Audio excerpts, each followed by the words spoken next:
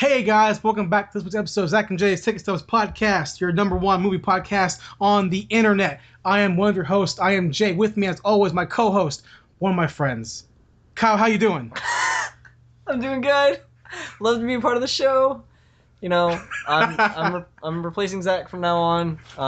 He actually left. He's become too frat for the show. Oh, and no. Can't really own up to who he truly is. So he's too busy eating Reese's Pieces. Yeah, that too. So BRB guys, I'm here. Fuck y'all. Zach, how you doing, man?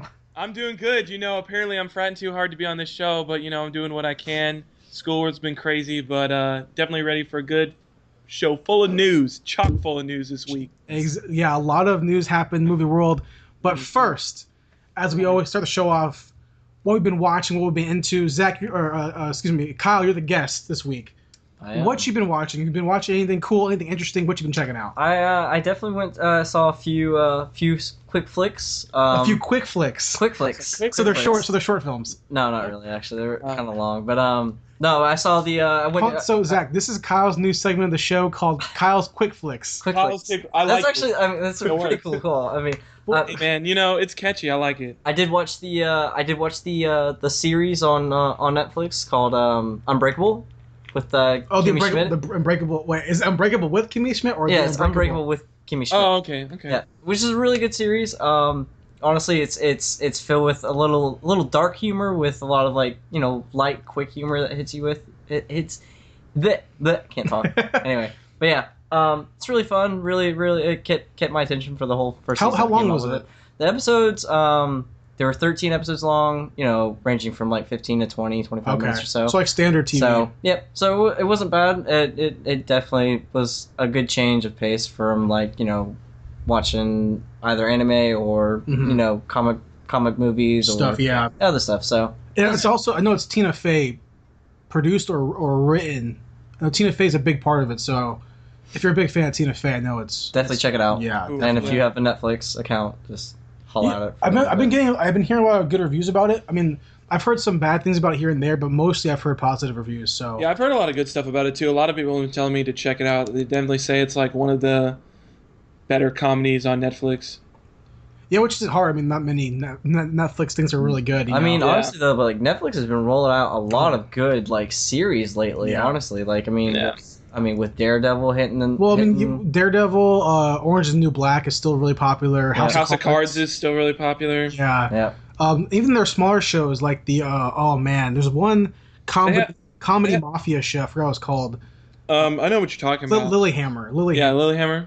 They have that other one with the guy who played Scarecrow. I can't remember his name.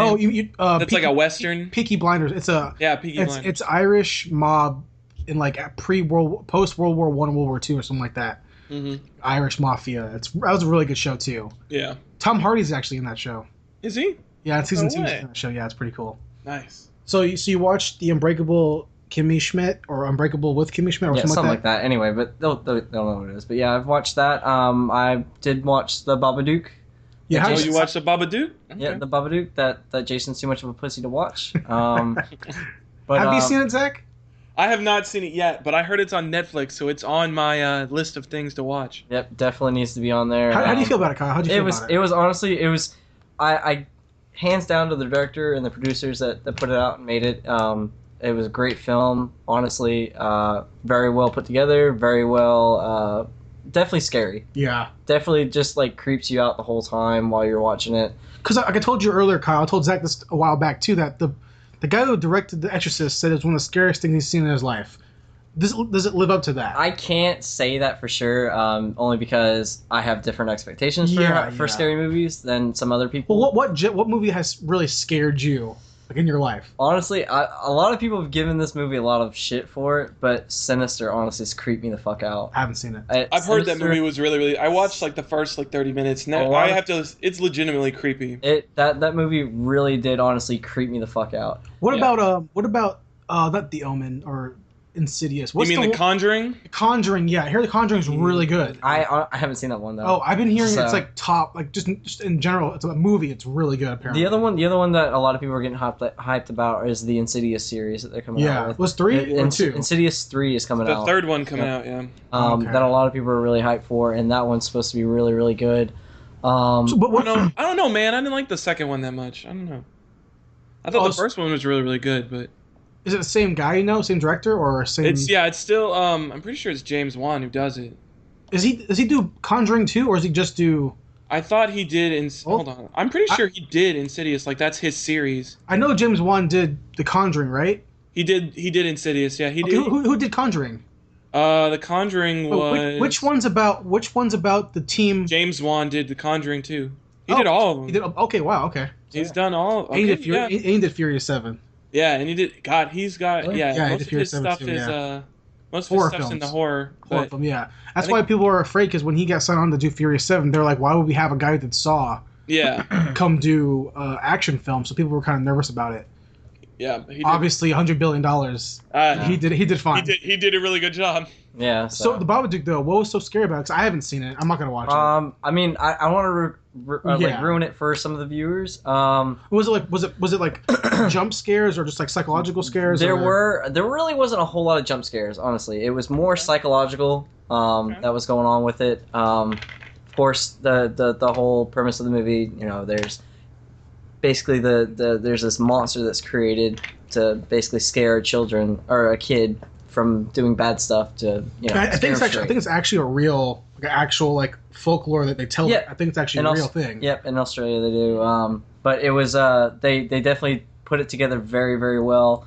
I'm not going to ruin anything for anybody. Like I said, if anyone wants to watch it, but it definitely was one of the top tier horror movies I've seen in a while. So I mean, it's been getting, as like I said, no one said. I've heard and seen zero bad things about it. It's all been positive reviews. Exactly. Everybody's always said it's been really, really solid. Really, probably a lot of people have been saying it's one of the better horror movies for over a decade. Oh exactly. yeah. So all the awards that it won definitely deserved it. So and it came out last week on Blu-ray, and I bought the Blu-ray.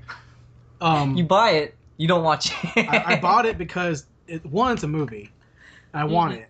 2, because it came in a collector's edition with a pop-out Babadook. Fold up Babadook. Did that scare you? No, but you know what? Okay, well, kind of a little bit. That's the whole movie. That's just me. I have nothing to worry about. It's just the pop up. I swear to God, there's no monster. That's the whole movie. That's the whole movie. I'm gonna watch it at some point. Now, whether that's gonna be a summer date, the blinds open, and someone on speakerphone, that's something else. That's gonna be it. As long you got to do what you got to do sometimes, man, for the sake of the movie watching, but. So anything else you've been watching, Kyle? Anything else you've been checking out in recent memory? We haven't talked movies in a while, so is there anything that you've been stuck in your memory? I'm trying to think. Give me 1 second. What was the other movie I just watched? Oh god, the movie that just came out. It was another horror flick. Well, you saw Fast and Furious, by the way. I did see Fast and Furious. They did a great job. Dope flick. So hold on. Awesome job. Because Zach, you saw Furious 7. Yes, I did. You liked the ending a lot. I thought the ending was. Kyle told me the same thing. So how was it that well done? It was honestly, if memoriam wise to represent someone in a film and give them dedication about it. Mm-hmm. They did hands down the best memoriam I've seen.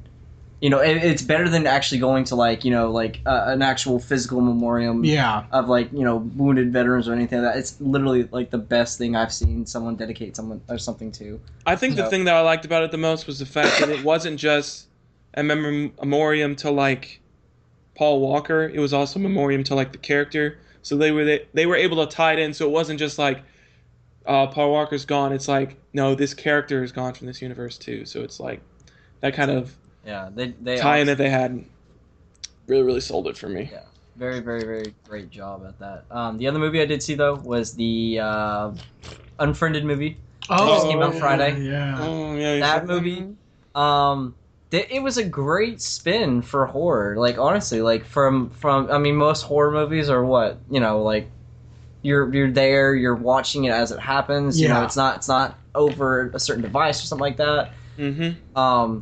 But this one, it definitely changed how people can actually make movies for horror flicks or for any type of movie in general. Yeah. So, I definitely, I was telling Zach about this before as well when we talked about the trailer when it came out. Was I really do think it's a really interesting premise for a horror film to have it through Skype windows.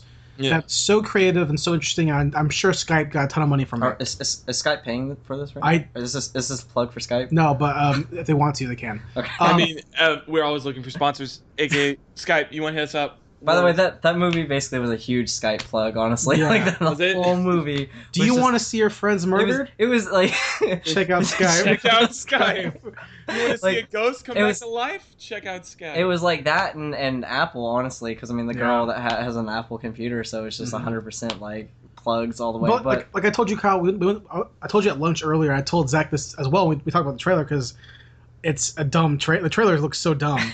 Yeah. But the scene where the fat kid is putting his hand in the blender. Oh my god, that scene was funny. I'm like, take your freaking hand out the blender, fat guy. What are you doing? The thing of it is, though, like I said, like I mean, the poltergeist or that's the other thing I gotta mention to you guys. But I mean, the thing possesses people, and then it so is it spoiler alert? Real talk. 'Cause I want to know. Is it the ghost of the girl that shot herself? Yeah. Why is she so mad? She shot herself. Well, it's the thing of it is though is like she's there to find out who posted the video. By the way, the video that was posted basically shows her at a party doing all kinds of crazy things or whatever. She got banged by some dudes, right? No, she passes out. She passes out, and this is the funniest part. But like, she passes out, and someone comes around from like the side of it, and comes up on her. She's laying down on the ground, and she comes up on her ass, and she shit herself all over. So the camera comes around from her ass and goes up to her face, and the girl lying down on the ground goes shh, and then so that was it. But dude, that was the reason why she basically killed herself. That is such a stupid way to shit her pants, basically. That's so dumb. And that's why she killed herself. But it later on in the movie it tells you she like has a lot of mental issues that was going on because of things that happened to her in the past. But it doesn't go in full description of what it is, but it does hint at it. So. But the other scary movie that was coming out that I've seen a trailer for was the new Poltergeist movie. Yeah. That's coming out. And that honestly looked really, really good. That did not make me want to watch that movie. Wow, fuck you, Zach. Well, scary as fuck. It's a good thing I'm replacing you today, so, you know. That's fine. You know, them clowns. I don't fuck with clowns. I've said this before. I'm pretty sure I've said this before. I don't mess with clowns. Clowns are a no-go, so. That baby clown doll thing, I was like, nope, don't need to see this anymore. Well, the original Poltergeist, Spielberg, right? Yeah. I haven't seen the original Poltergeist. I haven't either. If I did see it, I saw it. I know the story. Like I know the story of the original Poltergeist, but I haven't seen it. Sam Rockwell is in the new one, and he's a great actor. I love Sam Rockwell a lot.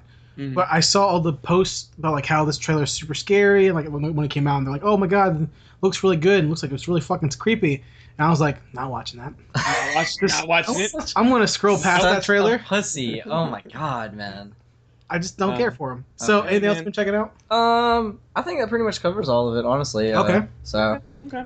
Yeah. So, Zach, moving on to you. What have you been checking out this week? Or past my list, kind of short, as I said, busy with schoolwork, papers out the wazoo, man. Been crazy. But I did get a chance to finish... Oh, crap, I forgot about that. Okay. So, I'll start off with usual, with my TV shows. Flash and Arrow. Flash, decently good. You had their superhero team up between the Atom and the Flash. It was pretty good overall. You got more of the like overarching story with Wells and Barry Allen trying to like figure out how he's going to corner Wells as he's a Reverse Flash and all this other stuff. So that was a decent episode. It wasn't bad. Is it just more like them trying to make the Atom spinoff show plausible? I think they're trying to make it plausible. But the reason I think there's going to be a different one, that deals with Arrow, which I'm about to talk about. Okay, really, sure. But also the villain, the Flash, was kind of dumb. It was a lady who makes robot bees. It was not. It was yeah, giveaway like toy villain doesn't make any fun. Yeah, like toy maker, but with bees. Because why did it have to be bees? But and then you had the Arrow. This was back to like season 2. Season 1 Arrow. Like this was actually a really, really good episode. Okay. I liked it a lot. I think I talked about it was like been like 2 weeks since the last episode of Arrow, but the last episode, Oliver Queen got caught as the Arrow. They're about to haul him off to jail, and then all of a sudden Roy jumps down. He's like, "Nah, I'm the Arrow." So they like take him to jail in this episode, and he has badass choreographed fight scene in the prison, like bare knuckles taking on some prisoners. Wait, who does? Like, Ollie or no, Roy. It's not fair. Roy has superpowers. Roy doesn't have superpowers anymore. He doesn't have the Mercury anymore. How, they cured him? Yeah, they cured him in season 2. Dude. You watched season 2. I don't remember shit, apparently. Oh my god. Yeah, he doesn't have like super strength or any of that stuff anymore.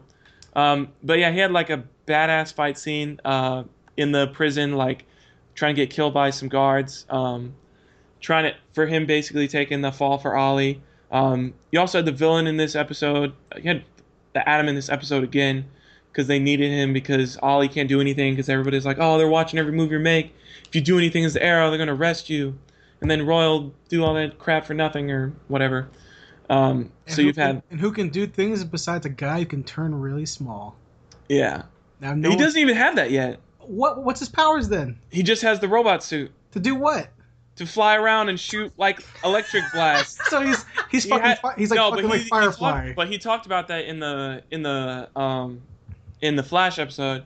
He was like, the way he was talking something because the reason he was there is because he went to see Cisco about like trying to like improve his suit and make it better. At the end of the episode, he's like, I think I know the answer to make everything smaller. And I was like, so he's finally gonna start trying to be smaller. Hold on though, his name is the Atom. Don't ask me why his name's the Atom when he just has the suit. All right, whatever. Okay. But I think fair play. He has what is it? Symbol word? Oh yeah. A stands for something. Yeah, A stands for something. Yeah, something like that. Yeah. Has that? Let's see. Oh. Roy almost died in this episode. He died, and then he didn't die, and they brought him back to life. With how? Because apparently Diggle's wife knows somebody who can make it look like somebody's dead when they're really not dead. Okay. Ninja shit. Yeah, so basically they basically killed off Roy. So Roy's not in the show anymore, but he's not dead. So it's like everybody who thought that Roy was the Arrow now thinks that the Arrow's dead. So they don't have to worry about that anymore. So they're like, oh, you can go back to being the Arrow now, except that doesn't make any sense because like they all think the Arrow's dead. So as soon as you show up, they're going to be obviously like, well, then Roy wasn't the Arrow. Yeah. But so I don't know how they're going to deal with that. But you had that, and then the end of the episode, you had Ra's al Ghul come and fight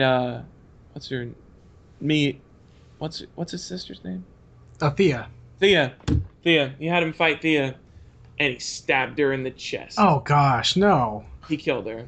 The hottest girl in the show. Yo, dude, I know, right? She's so hot. Dude, she's the hottest girl in the show. Stabbed her right in the chest. Kyle, Thea Queen. If you need to look up Thea Queen, right? If you have your smartphone, look her up. I know her. I follow her on Instagram. She's gorgeous. I follow her on Instagram. That was the other thing, though. I did read something. I don't know if this is true, but someone said that I think it was Arrow that was leaving the show. I don't know. I don't think so. I saw something. Some. Thea's probably. Well, I mean, Roy's leaving the show, so he's no longer going to be Arsenal anymore. What is he doing? You know? I don't know. They just sent him on his way. They were like, "What are you going to do now?" He's like, "I'm going to start my life over." And I was like, "All right, whatever." So goodbye, Thea. Apparently, a lot of people are thinking like, "Oh, he's going to be in a spinoff." I'm like, "What spinoff are you going to put him in? Like, he's not Arsenal anymore. Like, he doesn't have any of his stuff. So I don't understand where you're going to put him." He's going to go to a new city and start vigilante. He's gonna go to Central City and start being a vigilante there with the Flash. There you go. Or he's gonna go to Coast City with Green Lantern, obviously. I'm glad I'm watching this.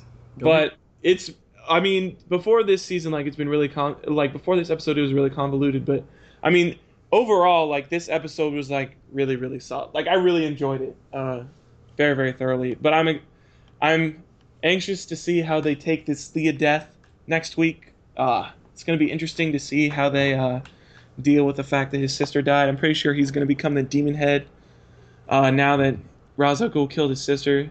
So maybe we'll see like him bring her back to life with the Lazarus Pit. She'll become the next Jason Todd. Become the new Speedy / Red Hood. But yeah, so that happened. And then I also watched Daredevil. Finished that. You finished it? Finished it. Did you finish it too? Fuck yeah, I finished. Hell yes. We're about to get into some shit. I love this show. Homie, please save those. Kyle wants to watch it. Kyle hasn't watched it. Yeah, I need to. Sorry. So we can talk about. We gotta make sure we keep. Okay, we gotta keep spoilers to a non-existent level. Yeah. So does Devil have like a pitchfork and a tail? No. He's got sticks. Okay. Yeah, he has sticks later on. And yeah. So Daredevil, right? Daredevil. How do you feel about it? Break it down for me. I think it is on par with season 1 of Arrow. Like, it is some of the best superhero television I've ever seen. Yeah. And I really love this Flash season so far. I don't know. I can't judge this Flash season yet because we still got like 5 more episodes. But, I mean, Daredevil overall, just the character progression, the fact that Charlie Cox as Matt Murdock, awesome. The casting, everybody in this. Vincent D'Onofrio is Kingpin. You got, what's his face is Foggy. He's awesome. Everything about this is really, really solid. The only thing I wish there was more like actual like recognizable villains from Daredevil. Yeah. Like they used a lot more of like smaller people, and they really focused on like not having like too many like actual villains. They just focused on more like the organized crime and like Kingpin and stuff like that. I mean, you had like little stuff, like you had there was that one episode with like Dark Sky, which I still don't understand like who that little kid was. Like I'm not sure what that was. Some you ninja. had like Some you had ninja. Something like that. And you had like Stick. Stick episode was awesome. Yeah. The Hand. I agree, dude. I've been telling people this at my work a lot, that I think Daredevil might be the best thing Marvel has done, flat out. Like, I think it's better. I would totally agree with that. It's better than the Avengers to me. I think it's going to be better than Avengers 2, because it's smaller in its crime, which is what I prefer. I think I like it because the thing about Marvel up to this point was that Marvel tried very hard to be like very action packed and like fantastical and all this stuff, and Daredevil was very much more like a grounded series. Yeah, it was a completely different change of pace. Like it was a very DCU or DC TV universe. Yeah, DC TV universe like type of show, and I think I like that a lot. Like I don't know too much about Agent of S.H.I.E.L.D. I know it's very like apparently it sucks. Apparently the like later half of this season has been like good, but I don't know. But dude, man, Daredevil, man, yeah, I agree with you. Charlie Cox was an awesome Matt Murdock. Yeah. Whoever plays what's her name again? Karen or Rosario Dawson. They're both awesome. But first off, fuck Karen. Get off the show. Cut that shit. I hate that character. She was great. Like she's well acted, but that character was so annoying. Foggy's great. Foggy's awesome. Vincent D'Onofrio was awesome. He's the girl who plays Vanessa, so great. She was good too. I guess the woman, not the girl. The woman who plays Vanessa. And the guy who played like Kingpin's Wesley? like butler, Wesley was awesome. I like Wesley. And the guy who plays Stick was awesome. Really well done story, Stick. Which if you know Daredevil, you know Stick. Yeah. And his whole costume issue, the whole black thing, having that for the full thing until he gets the other costume is like, okay, I get it. I liked his black costume. I think it was all right. I mean, I definitely thought there was going to be like more change in his costume over time. Like I remember seeing earlier that a lot, like one of the producers has been saying like, oh, he's going to add more stuff, like more defensive stuff and body armor and stuff like that as he goes through. And he didn't add anything except for sticks. And there was situational stuff, like when he did that awesome choreographed fight scene in that hallway in like the third episode. Yeah. He had those rope things to like protect against the knives and stuff like that. And that was really cool. But then after that episode, like he didn't have him anymore. And I was like, how are you going to do that for like one episode and then not keep it? Like, I don't know. Some of that stuff just didn't make any sense, but because he looks like too much like Iron Fist. He looked a lot like he really did. He looked like Iron Fist. He looked like a black suited Iron Fist. Yeah. But I mean, it was really well done. Episodes are really. I mean, they were long episodes too. They're like 45 to 52 minutes. They were long. Most of them were like 50 minutes. Yeah. Yeah, so it was really good. I mean, the theme song to me was super awesome. Theme song. Dude, that title opening was so good. And then my favorite part of the show though, besides obviously really well choreographed, very bloody for a Marvel show because it was really. Oh yeah. It was not PG. Like, it was extremely violent. Yeah. Like, dude, the scene. Okay, hold on. The car scene where Kingpin, or I guess Fisk, Kingpin, with the car and the Russian guy. God. Yo, Yo, when I saw that, I was like, that gave me so hyped to actually fucking like watch it right now. Can we just like cut this and like watch it? Hold on, can I tell you this part? Right. It's not like it's a big deal. It's not. No, go ahead. I mean, it's pretty early. It's like the 3rd episode. Wilson Fisk, Vincent D'Onofrio, who played the bad guy in Men in Black 1. Yeah. Wait, what? Vincent D'Onofrio played the alien in Men in Black 1. Him. Oh god, Are you serious? Yeah. He was skinny. Back then. The guy from Law and Order: Criminal Intent, plays the detective. That's Vincent D'Onofrio. He's Kingpin, who is an awesome Kingpin, by the way. He's great as Kingpin. He's so like nuanced and stuff like that, but he gets really mad, and he's a really strong guy. Yeah. He beats a guy up, right?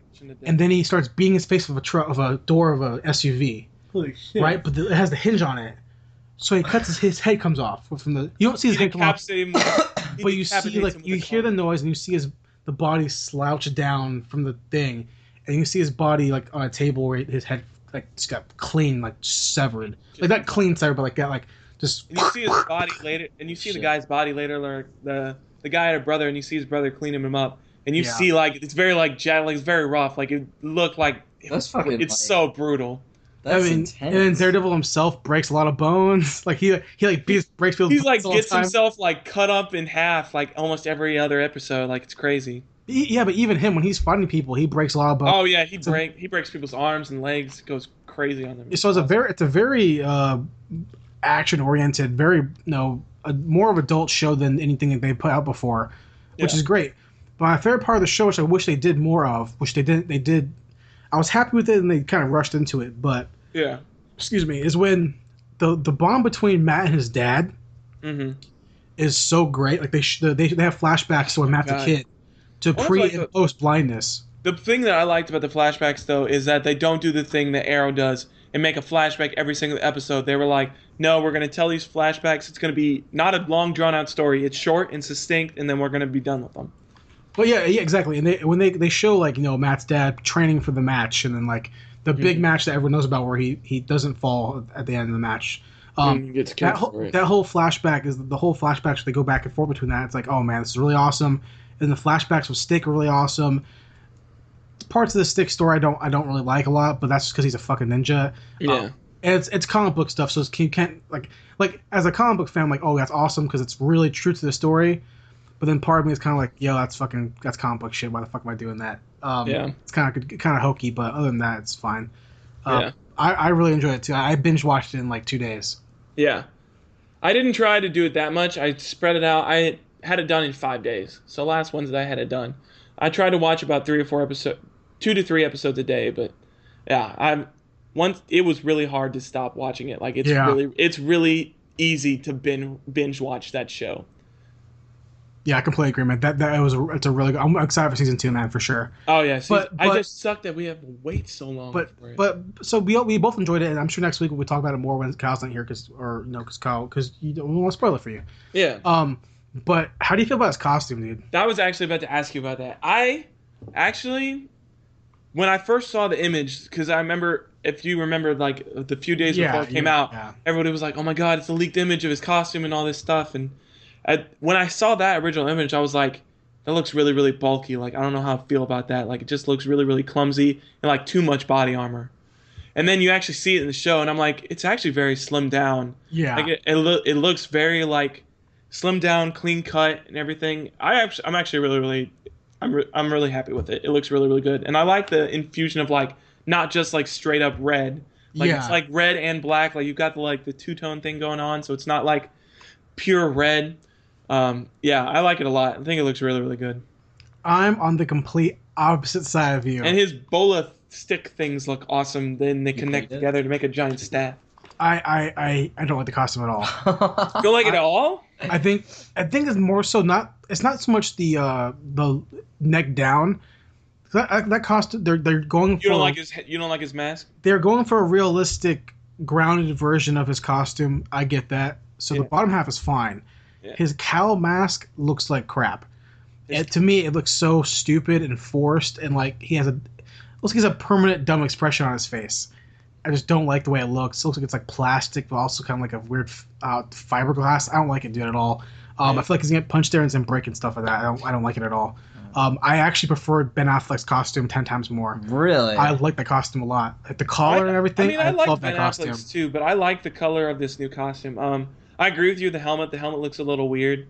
I don't know how I feel about that, but I mean, overall with the costume, I think it looks really, really solid. And I like the two-tone, like, I like the change in colors. Like, I don't like that it's all like, and the explanation they gave for it was really good too, because he kind of like, the guy was basically like, look, I rushed it, so it's like not completely finished yet. It's not finished yet, so it's like the red areas are where it's really, really good, and the black areas are where you're gonna have to work hard to avoid those areas. Well, it means that season 2 he'll have a full red one.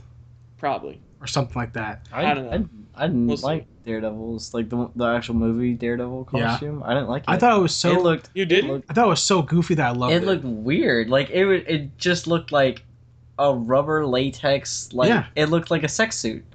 Well, Daredevil's costume in general was closer to that than it was. Yeah, it was closer. I mean, to that. they added collars to it, which is like okay, but Daredevil's costume has double D's on it, like literally DD on it. It's like a red leotard, just leather, with a little boot strap for his 2 sticks.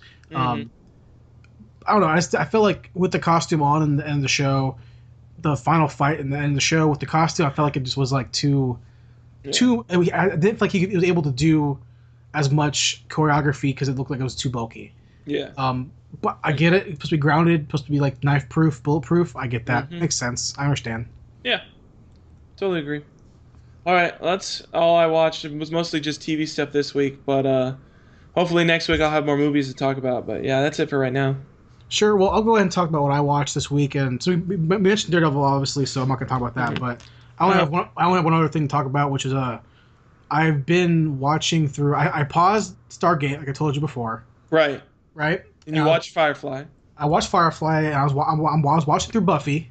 Okay. Because I bought it, and I want to watch through it. I saw some pictures. Yeah, so I'm watching through Buffy. Really liking it. Then I bought something else, right? That I had. Angel. I had to not Angel. That I had to stop watching Buffy so I can watch this show. You found something better than Buffy? That's hard. Yeah, I'll find something better than Buffy. Dude. Battlestar Galactica. Buffy's so good. Oh damn. Okay. Yeah. So I'm watching Battlestar Galactica. So wait, hold on. I just want to make sure I have this. So you've got Stargate, and then you did Firefly. You finished Firefly. Finished Firefly. Okay, but now you've got Buffy. I got Buffy. So what season are you on in Buffy? Because you're still on season 3 in Stargate. I'm on season 3 of Stargate. 10 seasons. Yeah. I'm on season 3.5 of Buffy of 7 seasons. Okay. I'm on season 2.5 of 4 seasons of Battlestar. Okay. So Battlestar will be done within like the next day. Yeah. Buffy will be done soon. Stargate, that's a struggle. Stargate 10 seasons. Yeah, that's a lot. Of 22 episodes. I was about to say they're like 22 episode seasons too. Like, each episode is 44 minutes long. It's a long show. That's. And then I have Atlantis to watch, and then Atlantis is so good. And then I have to watch Angel, which is 7 seasons. Oh yeah, yeah. Definitely have to watch Angel. It's so good. So, but I'm watching Battlestar and like flat out, just like 100%, like not even an ounce of like jokes or like bullshit. Might be the greatest science fiction show ever made. God, it's flat out is. Could agree with that. Firefly's great. Star Trek. I like Star Trek the original a lot. Next Generations, whatever. Yeah. Enterprise thing is really great too. But this Battlestar might be fucking flat out might be one of the best shows ever made ever. It is so well written and so well directed and made, and it's a sci-fi show, like literally on Science Fiction, the channel on Sci-Fi, and it's so well done, and the actors are so awesome, and the character progression's fucking top notch. Yeah, and it's like who's a bad guy, who's a good guy, you don't fucking know. It's a soap opera. It's also a fucking space opera. It's like it's fantastic. I'm so excited to finish it. Have you seen the prequel to that show? Which one, Caprica? Caprica? Yeah. You have? Yeah. How you feel about that? It only has like 1 or 2 seasons, doesn't it? Piece of shit. Bad? Really bad? It's garbage. It's garbage? Okay. Garbage. I haven't seen the spin-off series Razor. I haven't seen it yet. My dad actually gave me the DVD right there, actually. Okay. Desk. I've seen parts of Caprica, garbage. Razor I haven't seen. I watched a bunch of the old Battlestar, just compared to the new one, garbage. But I'm really enjoying it. Really excited to finish it so I can get back to Buffy. But yeah, Buffy. Buffy, man. Buffy's so good. Buffy's so good. I'm still loving Buffy. I'm telling you, man. Sarah Michelle Gellar. Dude, Sarah Michelle Gellar. Speaking of Sarah Michelle Gellar, right? I like how you're not saying Scooby-Doo. Wow. Oh, where? Oh, because I was my order. I was gonna go somewhere. By the way. Scooby-Doo. Oh yeah, Scooby-Doo, man. She was Scooby-Doo. Dude, what's her name again? Daphne. Daphne. Oh my god, man. Who plays Velma? Dude, man, I have no idea. All I remember is Sarah Michelle Gellar played Daphne, and then Freddie Prinze Jr. played... They're married, right? Fred. Wait, what? Like IRL, like in real life, they're married, have a family and everything. No way. Yeah, 100%. No, Truth. fuck. No, what? I'm not joking with you, man. Are you serious? I'm pretty sure they met on that set. I mean, I wouldn't be surprised. That's cute. But Yeah, that's real cute. all right. I'm waiting for a Buffy season 8 to come out, like a show. But like that. They already had the comic books already have season 8, 9, and 10. Oh wait. So They had a comic book. I didn't even know that. Oh yeah, Buffy. The seasons of Buffy they continue in the comic books. Okay. So I'm excited to get more of that. But that's all I watched this week. Moving on to the news of the week, where we talk about a bunch of shit that happened. Linda Cardellini. Does he always do that? No, he's just reading. Oh, okay. I'm just who played Velma. Oh, what was she in? Linda Cardellini is the person who played her. God, shit, she looks hot in that picture. Let's see, filmography. She's in Strangeland. Never heard of it. Legally Blonde. Oh, what? The classic. Yeah, Scooby-Doo 2. Oh, who does she play in Legally Blonde? She plays Chutney Wyndham. Wait, is that her rival? Is that the? Did she play her rival? Is that the bitch girl? It might be. Yo, is it the bitch? Dude, girl? did she plays bitch girl? The bitch girl's awesome. Shit, I know her. She's she played in Brokeback Mountain. Oh, that is her. Yeah. Grandma. I totally did not recognize her in there.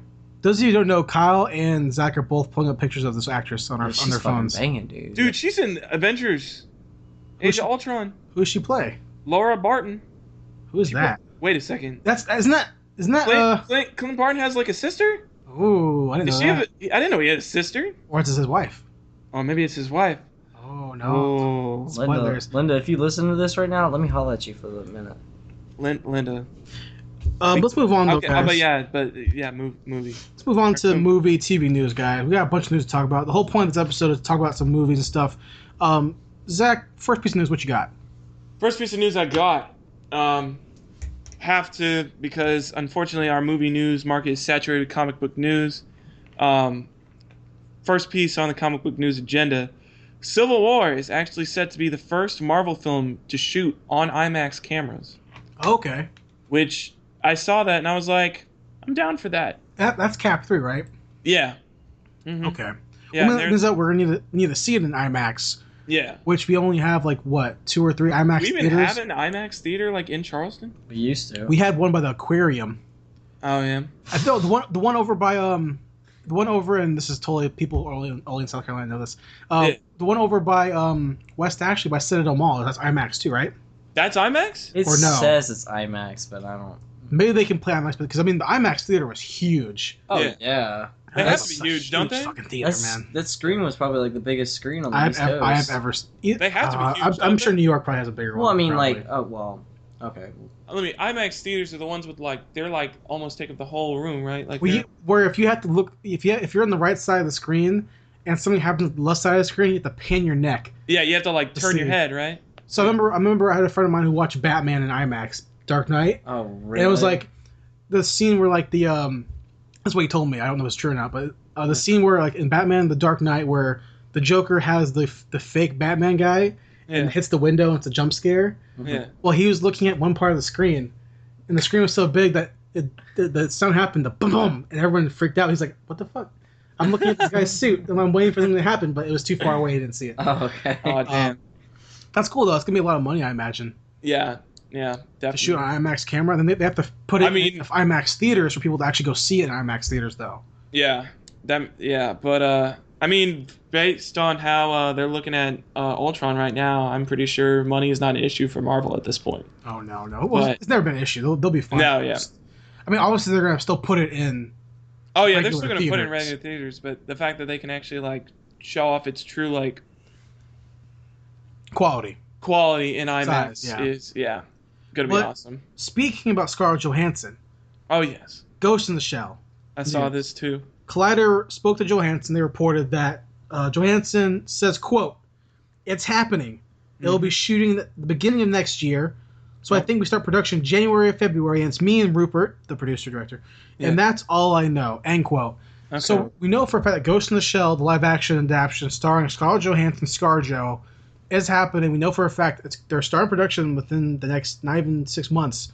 Yeah. That's good news. That's fantastic news for me as a fan of Ghost in the Shell. Yeah. For fans of anime movies, this is great news. For fans of not having a white person play a Japanese person, bad news. Bad news for them. Bad news. As a fan of Scarlett Johansson, for them. That's great news. I'm excited though, man. I've been hyped for this movie since they announced it. It being greenlit, since they announced her joining it. I think she's a great pick for the character. She's going to bring in tons of money, tons of people to go watch it, especially after watching Under the Skin, where you can see her skin. They're excited to see her in another tight-fitting costume, I bet. But I'm super excited for this movie to come out. Hey, man, I'm so excited for that. So what you got, Zach? Next thing I got... Because I imagine we're saving the big trailers for last. Oh, yeah, the trailers are going to go last. Okay. But there's a lot more to go besides that. Let's see. Guillermo del Toro. Guillermo. Name that we love to pronounce. I think we've spoken about Del Toro probably the past 5 episodes. Probably. He's got a lot of stuff going on. He always talks about Guillermo. He's got a lot of stuff on his plate, man. Guillermo. I can't say Guillermo. I think when I was a kid, I used to call him. He wants Ryan Gosling for his Haunted Mansion film. Oh yeah, he does, doesn't he? Yeah. Is this a reboot of the Eddie Murphy movie, or? I think so. I don't know. I know it's Guillermo doing Haunted Mansion, which is like crazy horror fantasy stuff, which is what he loves to do, ghosts and all that stuff. The fact that he wants Ryan Gosling for it is awesome because Ryan Gosling's an amazing actor. Hot commodity right now. Everybody's trying to snatch him up. Smack him up. Smack him up. Snatch him I up. don't think I would want Guillermo to direct a Haunted Mansion family fun movie. Not saying he couldn't do it, because I know he could do it, but at the same time, like, what will he do with this property? If you ever seen him do anything besides Hellboy, besides Pan's Labyrinth, his actual stuff that Pan's Labyrinth is a good example, but like Kronos or his other movie he did about Ghost Dead Boy, like, he can make some really fucked up shit. Yeah. And even if you see his house, like his actual house, it's like a really fucking, like, he loves horror films a lot, so it's like, I don't know. And you saw, was it Crimson Peak or something like that? What's the movie's called coming out with? Oh, the new one? Yeah, Crimson Peak. Like, everyone said that movie's scary as shit. Like, Stephen King was like, yo, that movie's scary as shit. Yeah. So, like, Del Toro, like, I know he can probably do it. It's the proper genre for him, but I feel like he's going to make this thing, like, creepy not kid-friendly. Yeah, not kid-friendly. Definitely going to be PG-13, at least. Exactly. And Eddie Murphy's not coming back, so. Oh, I hope not, yeah. Bummer, man. Yeah, man, you know. But speaking of Ryan Gosling. Oh, yeah, Ryan Gosling. Ryan Gosling might be in Blade Runner 2. I saw that as well, and I'm down for it. You know what? I was not expecting that from Ryan Gosling is an actor. He is that. Yeah, he's been in multiple movies. An actor in a variety of films. He's very beautiful. He's a good-looking guy. He's an actor in a lot of things. Here's the thing: Ryan Gosling. Great abs. Ryan Gosling has 2 modes of acting. He has The Notebook. The Notebook acting, which is great. Yeah. And he has like this like B Drive type of acting, which is like not really acting at all. Just him. Only God Forgives. Only God Forgives is a perfect example. Yeah, Driver's another example. Yeah. I love Ryan Gosling a lot. I think I'm okay with this. It's a good pick. Like you mentioned before, is that he's a hot commodity. Everyone's trying to smack up right now. Yeah. I'm excited to see him. I mean, Harrison Ford with Ryan Gosling and back to back like in a movie together. Yeah. That's kind of cool. But after watching the trailer for Star Wars and seeing Harrison Ford, how old he looks, get him the fuck out of Blade Runner 2. He looks so old. He looks so beat up and not worth playing Rick Deckard. So maybe he'll die and Ryan Gosling will play Rick Deckard or something like that. Oh, he'll take over. He'll be his like illegitimate son or something like that. Yeah, he'll take over for his dad. He'll be his Indiana Jones baby, whatever his name is. Yeah, his Shia LaBeouf. What was his name? What? Griff? No, yeah, Indy's son. What was his name again? Oh, he had a name? Yeah, he had. Of course, he had a name. Oh, I don't know. Shia LaBeouf's character. I didn't really pay attention in that movie. But Ryan Gosling, that's whatever. I much would have preferred if they picked Jake Gyllenhaal. I think Jake Gyllenhaal is a perfect example. He can play the gambit. We know he can act. I mean, we've seen him do every type of acting between Donnie Darko, Enemy, even Nightcrawler. We see him play. He can play these dark characters or even Sam Rockwell. Sam Rockwell was in Moon, and it's a great science fiction movie. So I think there were picks they could have picked that were better choices versus just picking Ryan Gosling. But Ryan Gosling is a good actor. I mean, I don't think he can pull off the full spectrum of what would be needed for a character like that's very intense and multi-layered in like a movie like Blade Runner. But I don't think Harrison Ford could do it either anymore. So yeah, find out. But what you got, Zach? Anything else? Next thing I've got, Phil Lord and Chris Miller, the writers of the Lego Movie, are set to write the Flash film. Yo, fuck that shit. You don't like it? Didn't they make 21 Jump Street too? Possibly. I think they directed 21 Jump Street as well. I don't know their whole filmography, but it's possible. What? 21 Jump Street's a good film. I haven't seen it still. I'm just saying. Like, I keep telling you, you need to watch it. It's a dope flick. I don't want the people that make. I don't want the people that made the Lego Movie to make my Flash movie. Why? I love the Lego Movie. It was really great. I mean, I'm already kind of iffy to this Flash movie anyways because it's got Ezra Miller, and I really don't see him as Barry Allen. But fuck that guy, man. Yeah, I really don't see him as my Barry Allen. So I mean, I'm already kind of partial to it. So if they're just gonna add these guys on it, fuck it, just make it whatever you want at this point, because you obviously don't care what your fans think. But oh shit, shots fired. It's their film. So. Did I shot? Look, here's the thing, man. This Flash movie's gonna suck. Just flat out, it's gonna suck. I'm not gonna say it's gonna suck, but if you guys already think it's gonna suck, I mean, this clearly is not gonna be great for DC in general. Yeah, because me and Zach's opinions matter that much. Well, I mean, like generally it does. I mean, no, totally. I agree. It's a fan's opinion about it. I mean, that's. Well, see, I haven't seen the reaction to having this guy Ezra Miller cast as Barry. A lot of people are actually very supportive of it. They're actually because he's gay. Yeah, that's basically. That's why they can't be mad about it. Yeah. I can be mad about it because I don't think he's a great actor. Here's why I'm saying this, Kyle, because I told you in the car earlier, Zach. You know, recently they Marvel made Iceman gay. Did they? Like 4 days ago or something like that. They made. Oh, you mean in the comics? In the comic books, yeah. Oh, okay, yeah. Okay. They can't just make a new character. This is the company's playing into a thing to make sure that their public who's changing, they think they need to do this. And I get that. I understand that's business. I understand that. But because the actor, I'm not saying they're going to make the Flash gay because the actor's gay. I'm not saying they're going to do that. Did they just make the Iceman gay just to make him gay? What else would they do? I don't know. I thought they might try to have some sort of story aspect. I mean, there probably was, but we've been planting seeds over the past 20 years so that Bobby Drake was actually a homosexual. Like, no way. They made him gay one day. They're just like, let's do it. let's just do it. They weren't like, you remember issue 15 of Uncanny X-Men season 3 when he said, "You're cute" to some guy? No, they didn't do that. They just made him gay. Which is, again, it's like, I'm not saying that Ezra Miller, because he's a gay guy, they're going to make Flash gay. I'm not saying that. I'm just saying the fact that I'm pretty sure they're going to do that. I'm not saying they're going to make him gay. I'm just saying I'm pretty sure they're going to make him gay. I have a gut feeling they're going to do that, and it's going to piss me off because it's like... Well, it doesn't make any sense to make him gay. Like, he's with Iris. He's always... Yeah. Why are you gonna cut off Iris? Iris is such a good character. If you make him gay, you automatically cut her off. I also just feel like, I mean, I can see that people get really mad at that opinion. I just feel like also because there's actors out there who are better suited for the role than this guy who fucking sucks. I think I agree. I mean, I haven't seen the one thing that everybody always points out about him is Perks being a wallflower. I haven't seen that. I don't want to see it. Perks being a wallflower, right? Logan Lerman was 10 times better in that movie. Who's he? The shorter one? He's the guy in the middle of the cover. Yeah. Okay. Fuck Ezra Miller. The guy sucks. I'm not an actor, but he sucks. I don't want to see him in my Flash movie. He's not Barry Allen. This flat out is what it is. Okay. But anyways, back to Phil Lord and Chris Miller. Yeah, totally. But fuck those guys too. I don't want to see them together. Anyways, they're set to write the Flash solo film. We'll see how that goes. Crappy. Your next piece of news? Matthew Vaughn of Kingsman, Kick-Ass, not Kick-Ass 2, fame. And Kingsman was great. We both saw Kingsman. You see Kingsman, Kyle? Kingsman's so good. It was fucking awesome. It was such a good So good, man.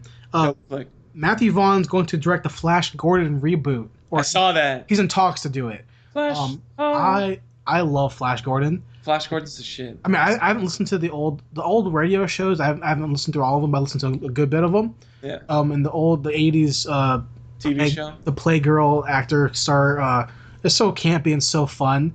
Mm-hmm. That is it sad to say that the only reason why I know Flash Gordon is because it's Ted? Ted. I haven't seen Ted. Okay, well, he's like over Ted 2 in that movie because I don't know the two characters in the movie like absolutely love Flash Gordon. That's the only reason I know it. They always make jokes about Flash Gordon, and then at the very end they had Flash Gordon be the guy who gets them married.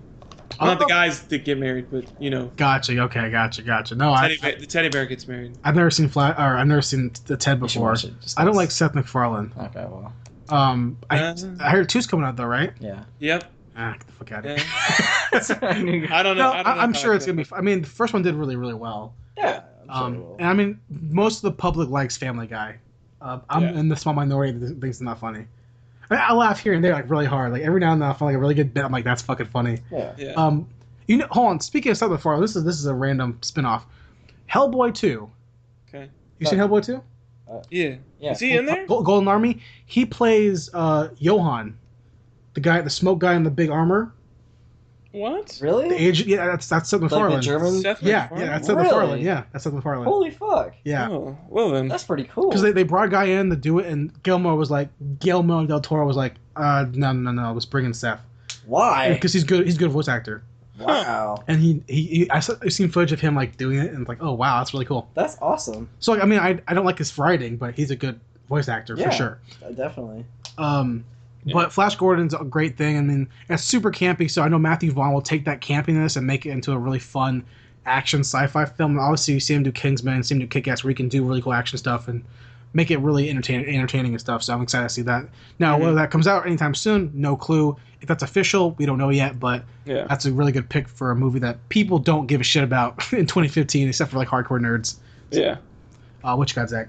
Next thing I've got, Suicide Squad officially started filming last week. So we'll get to see that next year.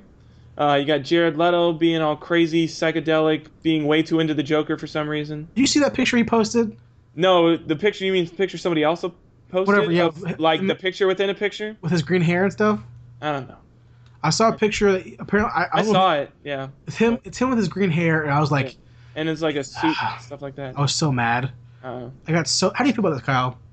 He looks like Joker from The Dark Knight Returns. About Jared Leto being the Joker. How do you feel about that? Jared Leto? Jared Leto. No, not Leno from Jay Leno. I don't know who that is. Jared Leto, he was a Dallas Buyers Club. He was in Lords of War, Requiem for a Dream. I've never seen any of this movie. He's in very art house movies. What's his biggest role, you think, Zach? Jared Leto. He's the lead singer of 30 Seconds to Mars. I don't fucking listen to him. What's his biggest movie? I can't think of.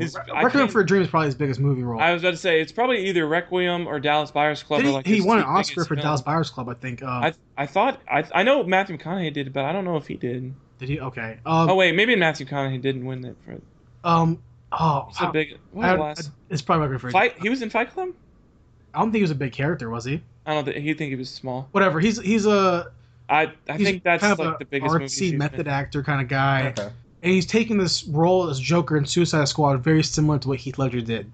He's making it real like he's a dark character. I'm gonna make it very method dark. actor. He's trying to find the method behind the madness, and it's kind of like I was telling Zach this a couple weeks ago. I was like, I don't fucking need that in Joker. Joker's he's not even that crazy of a character. He's just a character.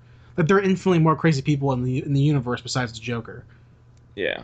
I don't know. I don't like the Dollmaker. I don't think Dollmaker's I really like crazy that. dude. Then the way that you said he's trying to search for that Yeah, method. that's what it seems like. Yeah. If you have to search that hard for a particular, he's trying to make the Joker out to be. The problem is that you've got all these fanboys out there thinking that the Joker is like the second coming of Christ when it comes to TV and film and all this other stuff, or in films in general. Yeah, and just films in general, and like if you're gonna do them, you have to be exactly perfect and all that. And Jared Leto is just feeding into this, saying, "Oh, I'm taking such good care in this, and I'm bulking up all this and other stuff, this, that, and the other thing, and I'm making sure my hair is like this shade of green, and my skin is pasty white, and I have the lipstick and all this other BS." So we can expect for the next year or whatever, like clips of his laugh. I'm working on my laugh, guys. My Joker laugh. I'm expecting to see something on Instagram about his laugh in like the next 2 or 3 days. Yeah, and while I don't like that pick at all, I mean, I told this before to Zach because we talked about it before a bunch of times. I'm like 100% zero excited for this movie, for Suicide Squad. It's a decent. I'm actually kind of excited for it. I'm just not excited for the hype. I'd be more excited if they focused on other characters, like the fact that they have like what is it? They have like Killer Croc in there, which is awesome. They got Deadshot. I mean, So Suicide Squad is? It's pretty much a team in the DC universe about villains who do missions that are suicidal. So they have villains who are in like prison go do these missions for the government type thing. Yeah. Oh, okay. So that's a Joker. It's Killer Croc. It's Harley Quinn. Harley Quinn, obviously. Deadshot. Deadshot. Deadshot's Will Smith. Yeah. Wow. He's a bad guy. He's playing a bad guy. You got Captain Boomerang. Captain Boomerang. Dude, Captain Boomerang's actually awesome. It's kind of cool. He's actually really cool. But I mean, I'm zero hype at all, and like Jared Leto was like the icing on the fucking cake, where I'm like, get out of here. It's gonna be a 2-hour movie about Harley Quinn and the Joker. He's really not gonna be in it that much at all, so I don't understand why everybody's like hyping him up so much. He's literally gonna have probably like 5 to 10 minutes of screen time. Here's the real question though, Zach. Yes. Oscar nomination? For who? For Jared Leto for the Joker? I mean, did Heath Ledger get it? Heath got nominated. I'm not sure. He got an Oscar. In Was he memoriam. dead before you? He was Okay. He was also in the film for like basically the entire time. Unlike in memoriam, yeah. Unlike Jared Leto, who's going to be in this film for like 10 minutes tops. So But, fuck, dude, I don't think. fuck no with no, that. no, he I'm doesn't joking, deserve I'm joking. it. Honestly. Like, I mean, that's bullshit. No, hold on. It's bullshit. But last Oscars, what's her name from Into the Woods got nominated? What's her name, Zach? What's her name again? I forget her name. How the fuck I forget her name? Famous actress. Oh my God, I forgot her name too. Meryl Streep got nominated. No, hold on. Meryl Streep was in that movie quite a bit. Yeah, but she fucking phoned it in. Well, yeah. She was nowhere near like, oh my God, they nominated her because she got nominated a bunch of times. That's all. I'm not saying Jared Leto's gonna get nominated for this movie. I mean, he might. I highly doubt it, but I'm pretty sure he's not. Yeah. So, but you got anything else, or you want to go right to the trailers? You got any more? Cool? I've actually got quite a bit more. Oh shit, go for it, God Zach. damn it, Zach. I'm sorry, I can't help it. Next thing on my list, Sony is still set to make a Dark Tower film and TV companion series for their adaptation of Stephen King's longtime series, The Dark Tower. Dude, fuck yeah. I saw that and I was like, hell yeah, because I've only read like the first 2 books, but that is such a good like mix. It's like a fantasy series. I mean, Stephen King obviously, so it's like horror fantasy-esque, but it's so good, and like the whole like character of the gunslinger is like so awesome, and I'm so sad to see Sony do something really, really cool and not mess this up like they did with Spider-Man. Please don't mess this up. Well, I haven't read much of Dark Tower or anything like that, but Yeah. I do know the general premise of it. Yeah. I've read a couple of the comic books here and there. Mhm. Cool. It's a really cool character, like you said. I'm really happy to see that they're still pushing it forward because I've been in production hell for a long time. Yeah, and that's one of the things that I remember them talking about. It had been in production for a long time, but Sony's like, look, guys, we're still making it. I think they have at least producers and some writers making the script for it right now. Oh, probably. But they're doing a film and a TV companion series to go along with it. So I'm excited to see like how they work that the whole cross universe thing that I think a lot of film studios are trying to get into now. The question is though, who's going to play the gunslinger? I have no idea. I propose Josh Brolin. Yo, I was about to fucking say Josh Brolin. Josh Brolin Real is so talk. good as like Josh a Western Brolin. character. Josh Brolin, because he can just replay the character from No Country for Old Men. Basically, He gets I mean, it's replaced like the the same dude. That or who else? What's the one guy who plays Hannibal on that TV show? Well, I don't say Will Graham, but I was like, No. that's the guy No. character. Yeah. Oh, you mean you want him to play Gunslinger, the guy from Hannibal? Yeah, You remember that TV yeah. the movie trailer that came out? He seemed like he'd be pretty good as like a Western like outlaw. I can't remember what that movie's called. I forgot. I actually have it down here somewhere. Where he kills but- everybody. Yeah, it's like he goes to the town, like basically messes everybody up. Yeah, I gotcha. But yeah, I mean, I saw that trailer and I was like, if he could play definitely like a gunslinger type character with like something like that. I can see that.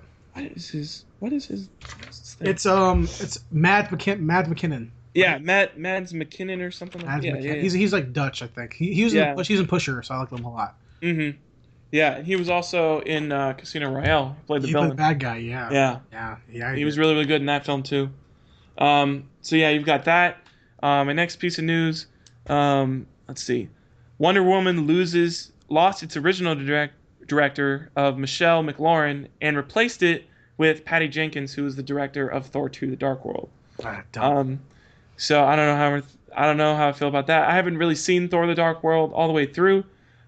It was all right last time I saw it. I really think they should have gone with somebody better for like their Wonder Woman movie. Yeah. The reason that also, I felt like bringing this up because I feel like Marvel had the same problem. The reason Michelle ended up leaving Wonder Woman is because of artistic differences or interpretations or whatever that they had with the character. Edgar Wright. Edgar Wright with Ant-Man. Studios need to learn to let their directors do their own thing. Directors have a vision of what they need to do, and if you're going to hire them, let them do their thing. Don't restrict them. Especially if the director's writing it like Edgar Wright. Yeah. I mean, because we don't know how much of the script that Edgar Wright wrote is being used for Ant-Man. I'm imagining a good bit of it, even though they probably say no. But Edgar Wright was attached to Ant-Man for probably like he was 4 years. For like, he's for a really long time. All test footage they pumped out Comic-Con a while back. That's all his footage that he worked on. So with Wonder Woman losing its director because of creative differences, it's kind of like I get that DC, these big corporations, are trying to push their series in a certain direction. And I can completely respect that, but at the same time, it's kind of like you hire these people for a reason. Let them do their job. You're not a director. You're not a writer. Let them do their gig here. Now, I haven't seen that director's previous work, so I can't comment on that. But the new director, basing off Thor: Dark World, Thor 2 sucked.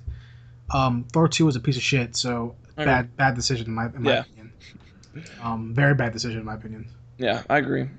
I've got three or four more pieces of news. Okay. Okay, so we got new images for Creed. Stallone in there with Michael B. Jordan getting his boxing on. His very coach-esque. He's got a very coaching role to Michael B. Jordan's character. It's Rocky looking like Rocky. So yeah. There's that. But those images definitely look good. I think it's gonna be the year of boxing for Hollywood. Three big movies, boxing movies coming out. Yeah, you've got Michael B. Jordan's, you've got Miles Teller, and then Southpaw with Jake Gyllenhaal. Jake Gyllenhaal, yeah. Yeah. So really big year for boxing. And then Manny Pacquiao's fighting. And Floyd Mayweather. Actual boxing, yeah. So it's a big year. Yeah. For boxing Huge year for boxing. Let's see. Next thing we've got. Brad Bird is finally writing Incredibles 2 script. Yep. Yes, he is. He's actually writing it now. But I feel like he's been working on that for a long time, though. Honestly. He has. But, even though he said, I believe he said this before, that he's gonna do sequels. Yeah. But The Incredibles is such a great movie that he has to make a sequel. You can't just not do a sequel for it. So yeah, I mean, Incredibles is one of my favorite. I think it's one of my favorite Pixar movies. Oh, definitely. It's really, really. It's up there with Toy Story for like, just like a family-friendly good time, and the way that they incorporated like the superpower universe in a way that like comics had never really kind of like dealt with before. I thought was really, really cool. Oh yeah, 100%. I'm excited for that because Brad Bird's great. Brad Bird did Mission Impossible: Ghost Protocol. He did Tomorrowland too, didn't he? He's doing Tomorrowland. He's co-writing that and directing it, and then Incredibles obviously is going to be good because it's his material. So I'm excited to see where it goes. Yeah, definitely. Okay, let's see. Gremlins is getting a reboot. Fuck out of here, man. Gremlins is getting a reboot. I can't remember the second one specifically, but I actually really like the. I actually really like the first one. Well, the first one's awesome. First one's really, really good. First one's awesome. I know the second one was. The second one's like way more campy, isn't it? Yeah. Oh yeah. It's like hella more over the top. They're in like New York, aren't they? They're gonna build. They're gonna big. Yeah, like a skyscraper or something like that. Yeah. It's a crazy movie. I mean, Gremlins 1 is classic Joe Dante. So good. It's a really great movie. And Gremlins 2, I think, is really good too. Obviously, people like number 1 more than 2. Yeah. I like both of them a lot. I like 1 more as well. But who's doing it? Do you know who's directing it? Who's writing it? Is it Joe Dante or no? I don't think it's Joe Dante. Bullshit. I don't remember seeing any real specifics. I just remember seeing the reboot. But that sucks. Yeah, that's happening. I mean, I think I've taken this stance on reboots before. I'm fine with it as long as they plan on changing something. Because if anything, it's a piece of crap. I'll just go and watch Joe Dante's originals. So let's ask our guest Kyle here, who's been listening very intently. He has. How do you feel about reboots? Reboots in general. It's an up in the air type of thing. Like, it really just depends upon what the movie is. So Gremlins is being rebooted. How do you feel about that? I haven't seen the first Gremlins in like years. Yeah. Honestly, I mean, I can't really complain about it. I mean, Okay, so what about things like Spider-Man? Spider-Man rebooted not even a decade later they rebooted it, and they're doing it again now. I honestly think they really needed to. Like, there's some movies where they come out and it's a complete disaster. Mm-hmm. It was not enjoyable at all. I did not really like it. Spider-Man, for example, the first 3 sets of Spider-Man came out, I did not enjoy them at all. Even the first one? You didn't like the second one? I love Doc Ock. I did not. Dude, like Doc Ock was so good. The first one has a Nickelback song in it that makes me tear, man. Oh my god. Fucking hero can save us. I could not get away. You're just gonna sing Chad Kroger to him now? Really but like the reboots, the last 2 that just recently came out, you know, I really honestly enjoyed both of them. Oh wow, you're the first person. You're the first person I've met that likes Amazing Spider-Man 2. They were actually really good. I mean, they kept my attention more than the other. The first one was good, but everything I've heard about the second one has been god awful. I think number 2 is ass. I think number 1's ass. I haven't seen it yet, so I can't judge. I think number 1's really bad because of the whole part where they're like, "Oh no, Spider-Man's hurt. New York City, let's band together to help him. Let's turn our cranes. And you can run on our cranes. You're a fucking Spider-Man." So web sling across the damn city.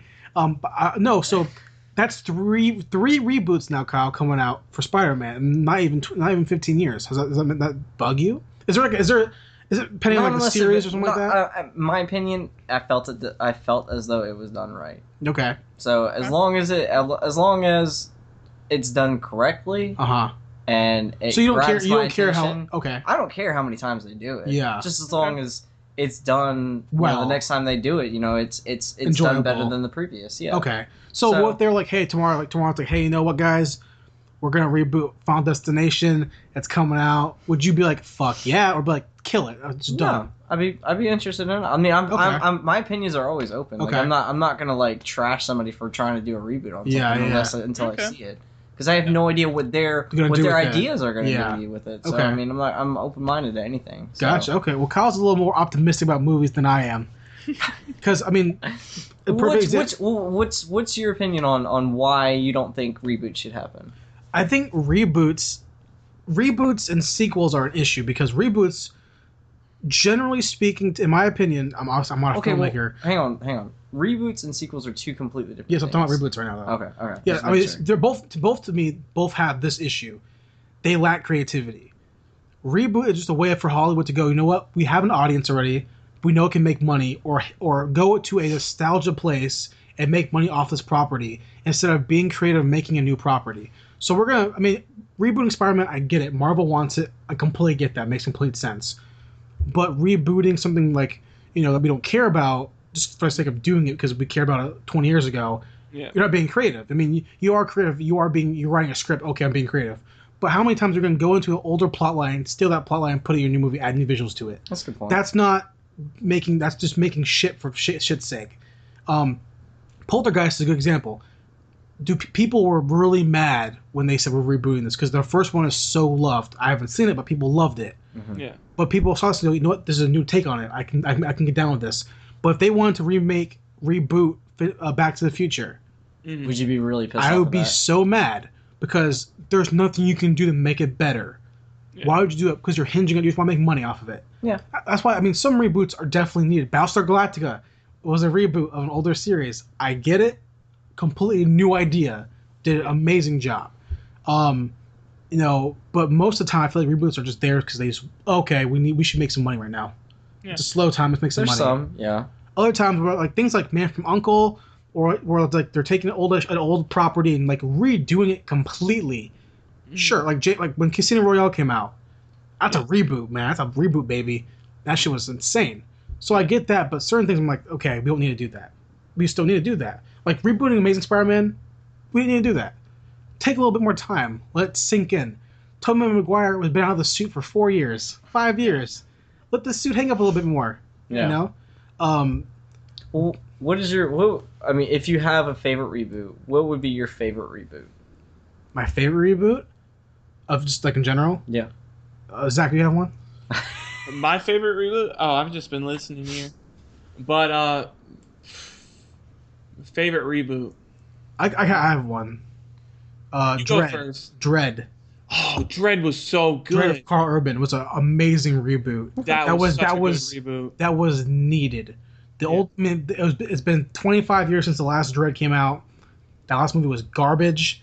This one was new, updated, well written, different, and people loved it. Fantastic reboot. I can't name any more. I can't think of any more what I really, really enjoyed. Yeah, I can't even think of any other reboots, to be honest. No, there's one reboot coming out, Kyle. There's one reboot coming out that they're working on right now. That I will say right now, definitely does not need to be made, but I will definitely be the first person fucking line to watch it because I'm so excited for it. Even though that's completely what I'm arguing against, it's completely what I'm going to go see. Underworld 5. They're rebooting Underworld. I will be there because if they bring back the main cast, okay, and I will be there. Goddamn day one. Mm-hmm. Big thing of popcorn. I never got into fucking Underworld. Yo, Underworld is so good. You never got into Underworld? I never got into it. I'm not into like the whole like what was it, werewolves and like werewolves and vampires, things. man. Werewolves and vampires. I really never. Oh, hold on. It's like excuse me. Like, hold on. honestly, excuse like me. I'm being. Excuse me, Lycans. Lycans. Oh, sorry. Like, Rise of the Lycans. Well, whatever. God. Anyway, but like I'm really I cannot get into like the whole like zombie horde and werewolf and vampire thing. Like I'm not into it. It just does not attract me. Well, you're wrong because Underworld's great. Well, fuck you. Underworld is amazing. Go suck a Lycan dick. Underworld is it's to the point where it's so campy and dumb that it's good. I thought of one. Okay, what? Total Recall. Okay. The one with I'll say Will Ferrell. Yeah, Colin Farrell in it. Will Ferrell in Total Recall. I think that one was a pretty good. That was pretty good. I actually like that reboot quite a lot, and they actually did change it like quite a bit from what the original plotline was. Like it was actually legitimately a different story, and I enjoyed it a lot. Question: how do you guys feel as though for the Mad Max is the reboots, right? Yeah. How do you feel for that one? 100% on board. 100%. It looks so good. It's the original director. Did you see that new trailer they did where they like talk about the old Mad Max? Yeah. Oh. It's the original trailer or the original director, original writer, same guy. Yeah. Making the movie he wanted to make back when he made the first one. Yeah. It's still in the same vein of it, but it's not just like a money grab. Yeah. You know, I mean, Beyond Thunderdome came out a while ago. This is now if it came out like 2 years after Beyond Thunderdome came out, the third one, I'd be like, what are you doing this for? Yeah. But having time and like he really wrote the script and fine tuned it, 100% down with it. Yeah, it's been like 30 years or so since Thunderdome. I mean, I'm not like completely against all reboots. There's some ones I think really should be done that really are well, like Flash Gordon's a reboot. I'm down with it. Yeah. But there are some movies where it's like you don't need to do that. Just because the content you're going to create isn't even better than the previous material, or the source material is better and you never can beat it. Like if they went, you know what, we're rebooting Harry Potter right now. American Harry Potter, rebooting it. Why? Wouldn't need to. The first one's good enough. Exactly. But they talked about it. They were like, we're going to do an American one. Get the fuck out of here. Don't need an American one. I don't want San Francisco Wizarding School. Get the fuck out of here. Like, what are you doing? But yeah. Yeah. Okay. So the Gremlins reboot. I agree with that though. Yeah. I agree with your opinion.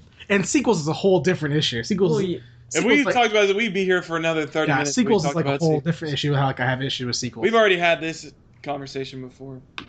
But it's just sequels, generally speaking, are just like just bad ideas. Generally speaking, bad ideas. There's some that were handled very well, though. I can't name more than like just purely like Fast and Furious is a good example of a good sequel-based series. Mm-hmm. But things like that just set up sequels that never have payoff at the end. Like they work so hard to have a sequel. Vampire Academy is one example. I love Vampire Academy because it's a piece of crap movie, but I loved it. It set up a sequel. Not happening. You know, in my opinion, the best sequels that have come out, the Toy Stories. When the Force coming out. I love Force coming out. Force coming out. I don't know that, but Force coming out, yeah. But is that a good idea? You don't think so? I'm asking you. Is that a good idea? I mean, I'm interested to see. Is that related? I don't know. I don't know what the storyline. It's not gonna. I can give you. I'm excited. I'm excited to know that they're coming out with another one. Honestly, because I love Toy Story. So yeah, I don't think it's. From what I remember, it is not gonna have anything to do with the third movie. Like I think they're gonna use a whole new batch of toys and stuff like that. Okay. And it's gonna be like a romantic comedy type thing. So I mean, I don't know. I heard about it, and I was actually kind of excited for it. I read that article and was like, No. No. No, not because I don't like Toy Story. I love Toy Story. I think it's an amazing series. Yeah. 4 is too many. Okay. Now, that was before I learned that it was going to be a completely different story. Mm-hmm. You could call it something else. Don't call it Toy Story, even if it be in the same universe. Didn't they do that with another set of movies? Planes? Cars? Oh, yeah. Oh yeah. I guess. Same. But it's like, I don't know, that's also just a branding thing. Yeah. That is a money thing there. But, it's whatever. It's as long as it's different, worth watching. Exactly. But before we ready to talk more about sequels, Zach, what else you got before we move into our final trailer talk?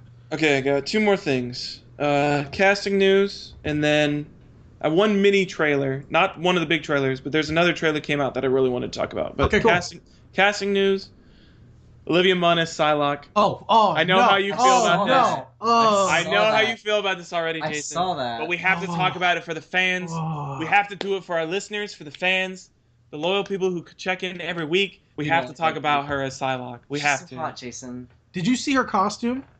I have not. They saw She her posted on showed her Instagram. costume. She posted on Instagram a picture of her like a lower half, like from like her waist down, Mhm. and said, "If the leotard fits," and it's a purple leotard. And I was like, "Listen, Olivia Munn, I have loved her on Attack of the Show. I have thought she was a gorgeous lady, and she tried acting. She tried acting in Iron Man 2. She tried acting in all these shows, Newsroom, whatever.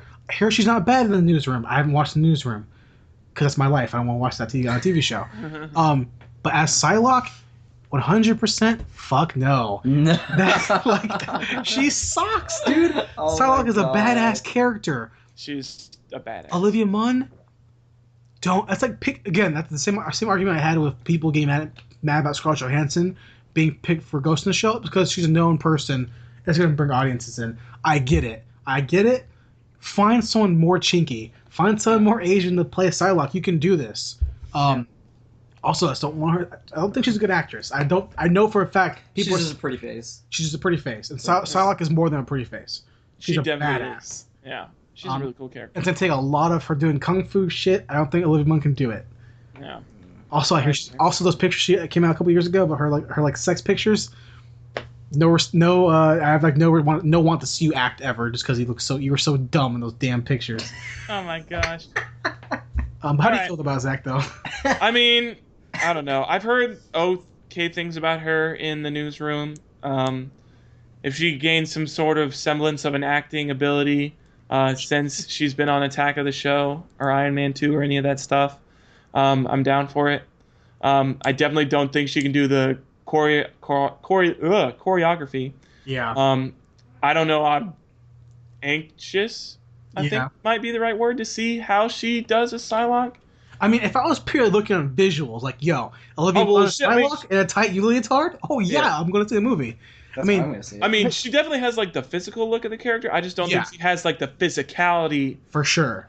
Actual also, like and acting ability. Acting ability is a big deal. Yeah. I mean, this cast for X-Men Apocalypse, right, or whatever movie she's going to be in. Yeah. It's like you have the girl who plays Sansa Stark is going to be Jean Grey. Yeah. Fuck yeah, she is awesome. She can act so well. Like, she's such an amazing actress. She's so young. There's another Game of Thrones person that's going to be in there too. Pretty sure it's Cyclops. Is it Cyclops? I thought it was. I don't know I don't remember who he plays. I haven't watched Game of Thrones in a while. But everyone they bring into Apocalypse, everyone they bring into X-Men is like top really good actors. And then you have Olivia Munn. And you have Olivia Munn, who's not even in the same league as these 16-year-olds. I mean, she was just she has a really, the only thing she's really done is just basically just host shows and stuff. She's a host of shows. She's been in the newsroom. She's been acting here and there, trying to be more of an actress, and she's done more stuff since Attack of the Show ended. But she's nowhere near, I think. I mean, I haven't seen the newsroom, so I can't talk on that. But I just have a gut feeling that she can't pull out the levels of spectrum of acting she needs to play. Granted, it's a comic book movie, so I get it. You're kind of going to be playing a two-tone character, which is, I get that. But at the same time, it's like, you're competing with the girl who plays Sansa Stark, who in season 1 was a fucking cunt, and now she's not a cunt no more. Oh, never mind. He wasn't in. He's in Mud. Game of Thrones. He's in Mud. He played the main guy in Mud. Is it Luke? It's not Luke Bracey. Is it not Luke Bracey? Damn it, James Marsden, you lied to me. Hold on. Yeah, the guy who plays Cyclops was in Mud. Yeah. Let's see. And then the black chick was in some TV show, and then Yeah. who else was they bring in?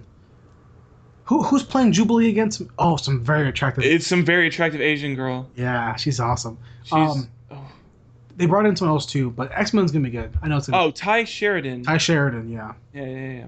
He was in Mud. So. Yeah, he was in Mud. So there's that. Oh, what else you got, Zach? Last thing I got before we get into our big reveal. True Detective Season 2 came out with its trailer. Yeah, it did. I'm so excited for Season 2. I've talked about this before. This trailer made me even more excited. The Los Angeles feel, it had the same kind of feeling to me as like True Detective with the whole Louisiana Bayou. I think we're going to get a much darker view of like Los Angeles through this crime story unfolding between Vince Vaughn and Colin Farrell and some other chick whose name I don't know. But I'm so excited for True Detective 2. I saw this trailer and I was like, and it's no vocals at all. Yeah. It's purely just them. It's just TV clips silenced with some old-timey Los Angeles, I guess, theme on top of it. Very similar to the theme from first season of True Detective. I'm excited for this. I'm really, really excited for this. You look like you're about to cry, honestly. I'm crying tears of joy on the inside. Look, we both love season 1. Have you seen season 1 of True Detective? It's an awesome show. Check it out. Is it on HBO or is it? HBO, Yeah, it's on HBO. Yeah. Matthew McConaughey and Woody Harrelson. Woody Harrelson. Yeah. Okay. It was a really great season. It was awesome, really dark. You see. Oh, hold on. Zach didn't know this last time, but I mentioned this. Percy Jackson. Okay, the girl who plays his girlfriend, Percy Jackson. Mm-hmm. His girlfriend, Alexandra Daddario is her name in that real life. She's in True Detective. You see her boobs. They are killer boobs. Like, they're awesome boobies. That sounds so dumb and so sexist, but it's 100% true. But True Detective Season 2, right? Colin Farrell looks awesome with his mustache. Yes. Looks really cool. Looks awesome. I'm worried, though, because it's in LA. Yeah. So it could just... The Shield already covered LA in darkness. So this has to go really dark, which I'm sure it can, because season 1 got really dark. Yeah. But anything with Vince Vaughn, we talk about this to various extents. Hey, man. I'm optimistic about Vince. Vince Vaughn sucks, and everything he's in. Swingers was a long time ago, and everything else he's been in since then. The Internship, is that enough? That's all I have to say. Internship. The fucking Internship sucked dick. And Vince Vaughn's a bad actor. But Colin Farrell's a great actor, so you have these two spectrums. We'll see what happens with that. So I'm excited for that, I guess. I can't fucking know. Oh, well. Can I say two things real quick? Sure. Unless Zach is done. Zach, are you done? Oh, yeah, I'm done. Okay. Yeah. Going back to the HBO things, two things that just recently came out. Game of Thrones being one, and Silicon Valley being another thing. Mm-hmm. I'm so fucking hyped for that. I watched it, and they were fucking hilarious. Yeah. So Game of Thrones was hilarious? No, I mean, like, Silicon Valley. Silicon Valley. Okay. So, but yeah, I like seeing people get cut in half and stuff. And that's season 5, right? Yeah. Season 5, episode 1. Season 5 that they're in, and season 2 of Silicon Valley. Still have not watched a lick of Game of Thrones. You need to. I recommend checking it out. I haven't got past season 2. I watched season 2. I haven't watched season 3 or 4, actually. Actually, no, I lied. I've seen up to season 3. Haven't seen season 4. I'm be real honest with you. It's gonna be a little tough getting through season 1. It doesn't really grab a whole lot of attention in there. Don't fucking grab me, dude. They'll grab me so fast. I was like, what? I'm in. Okay. I was like, falling off the building? Bran? I'm in. Yo, the girl from Drake getting fucked by her brother? I'm in. But yeah, and then like I said, in Silicon Valley, I'm a huge fan of it right now, just because of season 1 in general. It was fucking funny as shit. Mm-hmm. And season 2 has met that and gone beyond that, just in 2 episodes. So awesome. Can't wait to see how that goes. But yeah, that's all I have to say. You know what you should watch? Both of you guys should watch. I've been catching up on the show recently again, just here and there. I've been catching up with it. Cinemax has a show called Banshee, and it's an action cop show. It's a really well choreographed action show about an ex thief, whatever, going to a small town, finds his ex girlfriend. Really. But you think Game of Thrones is bloody and gruesome? Didn't they have another bloody military type show on Cinemax? Yeah, maybe. It was like feel like it was like Flash something, Flashpoint or something. Oh, okay, yeah, maybe. I can't remember. Flashpoint was a show on a Canadian cop show about SWAT. No, that wasn't Had it. Kimberly from Power Rangers in it. I can't remember what. Hold on, keep going. I'm gonna figure out what the hell this show was. Banshee it's a really, really well written, really well acted, really well choreographed action show. There's a lot of sex in it and a lot of boobs and stuff like that. And a lot of like. I'm watching it. It's a. You don't even need to say anything else. It's so good. There's a fight scene where these two dudes. Well, the main character and this big MMA fighter guy. They get Strike Back. Oh, Strike Back's a British show. Yeah. I'm pretty sure. Doesn't that star Andrew Lincoln? Or am I wrong? Think so. Andrew Lincoln was in a show, a spy show for a little bit before he did Walking Dead. Nah, not. Oh shit, he is in there. Oh, he's not like a main star, but Jason got fucking Jason's trivia got Jason's got the know-how, man. But yeah, watch Banshee's really good. Just saying. But, So we can go ahead and move into our big topic of the show. What we're here for. These bunch of trailers came out this past week. So many trailers. And we're gonna talk about it. We're gonna talk about. Kyle's here to talk about it with us. Starting with what trailer, Zach? We want to start with. Let's start with the smallest one. Jurassic Park. Okay. Well, actually, I have 5 trailers on my list. Okay, I have. So actually, for me, it's Ant-Man.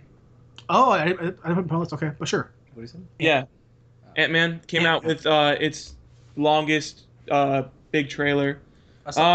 Actually got me like way more excited for this movie. Like that trailer actually looked really, really good. You got to see a little more of like the interaction between like Ant-Man and this Yellow Jacket dude, and actually like how Ant-Man like works going from like big to small, and how he's able to like actually fight, and how it's gonna look like on the screen. So I think it looks really, really good. It's got me definitely more excited for this movie than I had been before. So yeah, Ant-Man. How do you feel about Ant-Man? I'm pretty excited for it. I honestly have never really read into Ant-Man or even know anything about Ant-Man, but after seeing the trailer for it, I'm pretty hyped for the superhero movie. So the funniest scene out of that whole trailer was when the yellow guy got ran over by the train. So that was the only real funny part. But I was pretty hyped for it, honestly. Yeah, I was nervous because about showing how they're going to do all the small to big action sequences. Yeah. But it looked really, really well done between him shrinking and him getting bigger and punching the guys, and like he's seeing nothing in the air and then him punching the guy. And all that looked really cool. And obviously, since Paul Rudd has to be funny, which the whole Tom and the Train thing, that was really fucking funny. But the fact that Yellow Jacket's all CG and Ant-Man's not all CG kind of bugs me a little bit. Okay. I get it because he has the leg type thing, like the little blasters, so I understand that. That's why he's all CG. But it's a heist film. It's a more grounded, smaller film compared to the other Marvel movies. Yeah. I'm happy about that. It's about father and son, parallels between or not it's about fathers in general, which is why Paul Rudd's character is his daughter's there, and then Ant-Man, Michael Douglas's character, the bad guy, their father found bond there. I'm excited to see it more so than I am Avengers.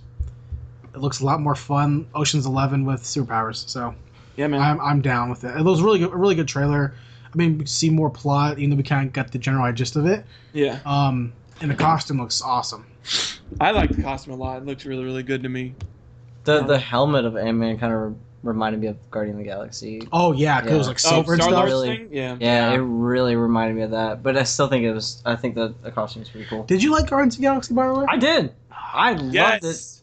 Yes. Because it was a shit, dude. It was shit, exactly. No, it was the shit. It was the only shit that mattered during August. Like it was really good. I mean, I'm sorry you don't like it. I'm sorry you have really shitty taste, Jason. God, but shitty taste. You have really shitty taste. Guardians of the Galaxy. I don't know why you gotta hate on Chris Pratt. Chris Pratt, motherfuck. I'll get to that when we talk about. That was the other thing. The guy that's playing as Ant-Man, Paul Rudd. He kind of reminds me like Chris Pratt. His funniest reminds me of Chris. Because they both came from comedy backgrounds first, and now they're trying to do a serious comedy act. So that parallel was there. We knew it was gonna be funny because it's Paul Rudd. We knew that.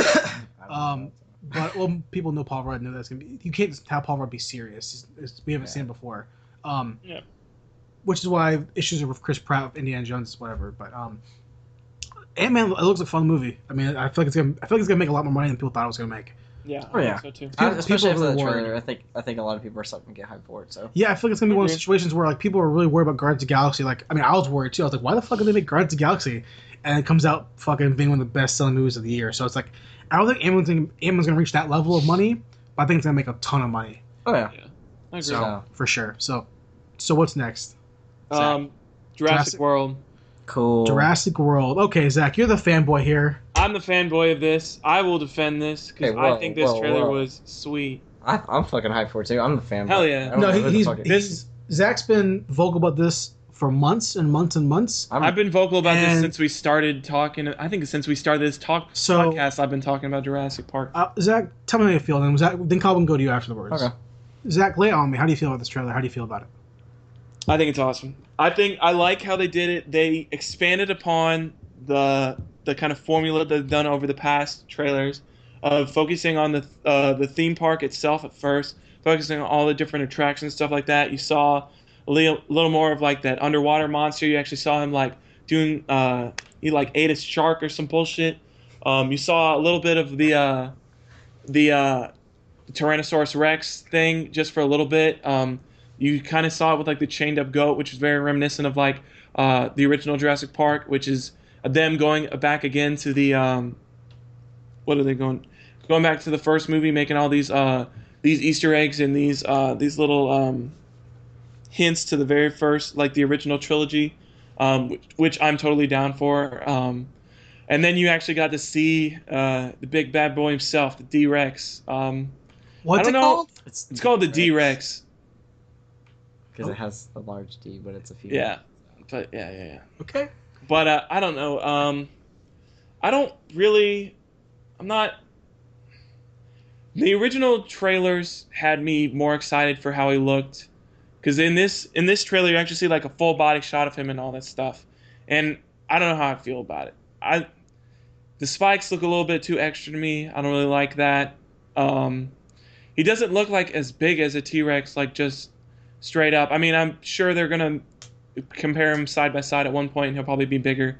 But I mean, like going into Jurassic Park 3, like obviously it's the worst of the original 3, but when you saw the Spinosaurus, like it was obvious that like this was a bigger and badder motherfucker than the T-Rex. Like obviously he was a bigger threat. I don't really see that with this new genetically modified dinosaur that much, so I don't know. But then it you kills for sport. But it kills for sport. And you also have to talk about Chris Pratt and his Velociraptors. Fucking And his I just- Velociraptors. I told Jason about this. Like that. The go. Or I'll let you finish. Go ahead, Zach. Sorry.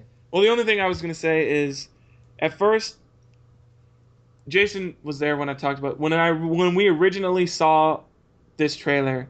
I said when he had those Velociraptors riding next to me riding next to him on the motorcycle, I said 100%. Fuck no, that's the stupidest thing I've ever seen in my entire life.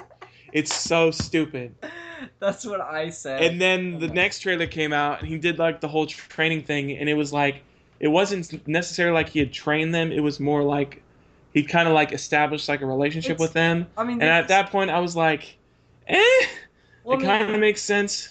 It's kind of like how you have like a ringleader in a circus, and he know, commands like the lions and stuff. Yeah, it's the same. It's literally the same thing with that, except for it was very reminiscent of that. So, but the one thing, the redeeming part of this trailer that I saw was that it was only for a little bit, but you saw a Velociraptor eat somebody, which means they're not tame. Which means 100% fuck yes, these raptors are gonna be killing people. Well, in the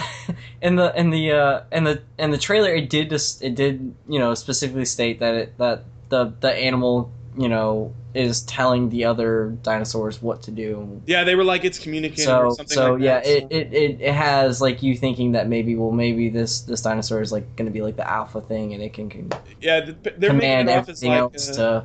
It's very reminiscent of me of like Deep Blue Sea, of like them like fucking around with like Mother Nature and making like it way smarter than it needs to be, and so they end up communicating and like going against like the people who made them going to biting the hand that feeds them and all that stuff. Exactly. Battlestar Galactica, The Matrix. The Matrix, all that Typical stuff. Terminator. Typical. Also, you have the return of the flying pterodactyls, and those guys are badass as fuck. So, and they start picking people up and eating them in the sky. Okay, no. Kyle, how do you feel about the movie? I'm still super hyped about it. The only thing that kind of like put me down though was like the whole fucking motorcycle and The motorcycle raptor thing. That was the only thing I was just like, okay, this is really fucking gay as shit. But yeah, the whole like honestly the entire like trailer, I'm super hyped for this. Since I was a kid, I've collected a whole bunch of Jurassic Park shit. I was a fan since the first Jurassic Park film, so I'm super hyped for this right now, like without a doubt. I would trade this movie in for any of the fucking movies that are coming out this year. So honestly, fuck Star Wars.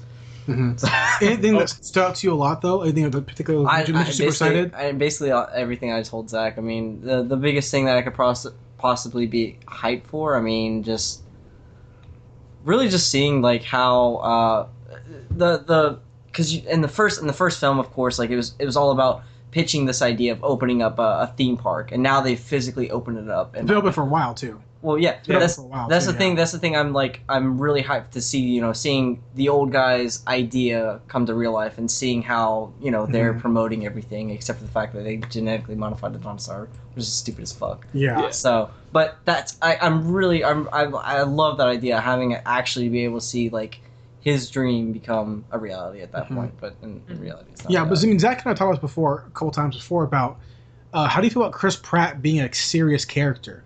Obviously, he still has humor in it. We saw some humor there.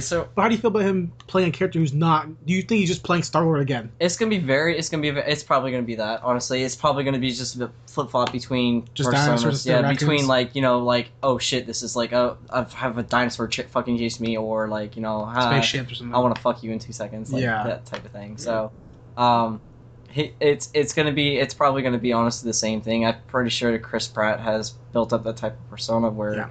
He just flip flops between a serious event to I'm gonna make a joke out of this. So I'm okay with it. It brings the movie from being a very serious situation to a lighthearted thing pretty quickly. So it can it doesn't it's not a consistent sadness of the whole movie. So which I would actually prefer. It's because you're. Just dinosaurs eating everyone, this fucked up shit like dinosaurs eating everyone.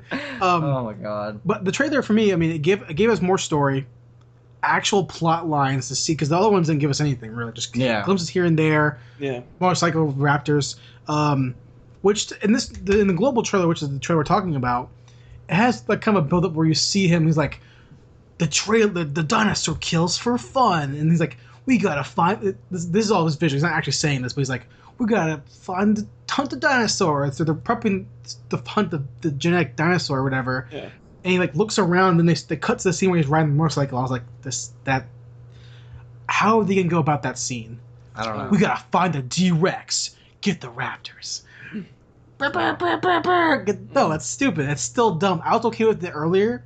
I was okay with them training the raptors a little bit. I was like, okay, I get it. That scene's still stupid to me. But more than that, I can get over that. But is Oscar Isaac in this movie, Zach? No.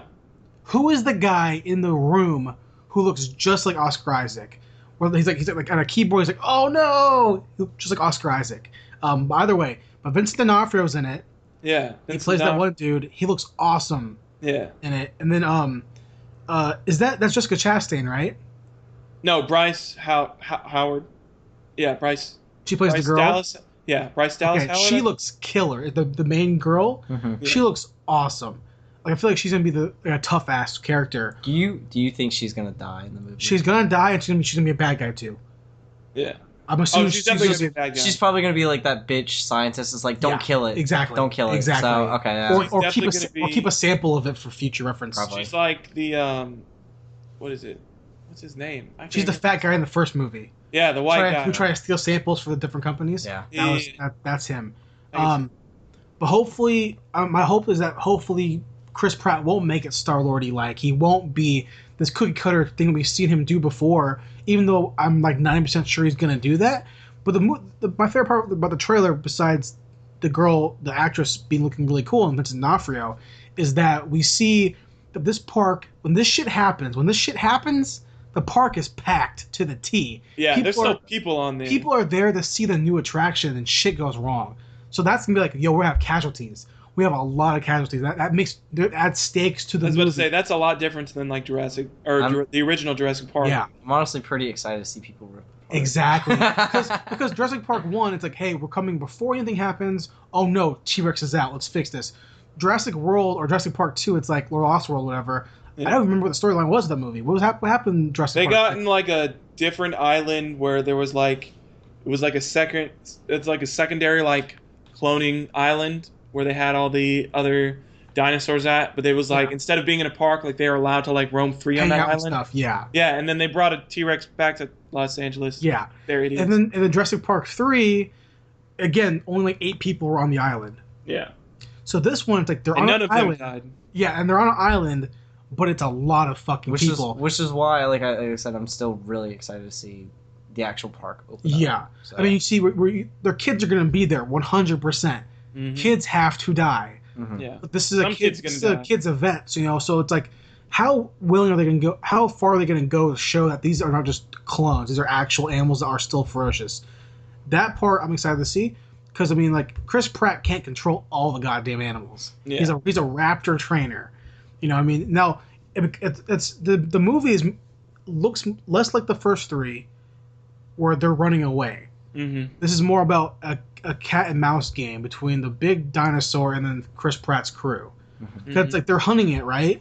And they probably have like trank guns. Those look like trank guns to me that they're carrying in the trailer. So they're probably trying to trank, because it costs a lot of fucking money to make this goddamn DNA T-Rex thing, which is probably what it stands for, I guess. I don't know. So it's between the smart dinosaur and then the people. And that's going to be cool to see. Chris Pratt's not going to die. The girl's going to die, but she's going to be cunt about it. I'm excited to see it. I mean, if I died, I'd probably be a cunt about it too. Well, she's gonna be cut the whole way. She's gonna be cut the whole way through though. Okay. Like she's gonna be between. It's like he's gonna be. Here's my guess. Yo, girl, you can save all these people on the island, but you have to kill the dinosaur. No, I'm not gonna do it. I put years of research into it. What Zach said was a good reference with Deep Blue Sea. Mm-hmm.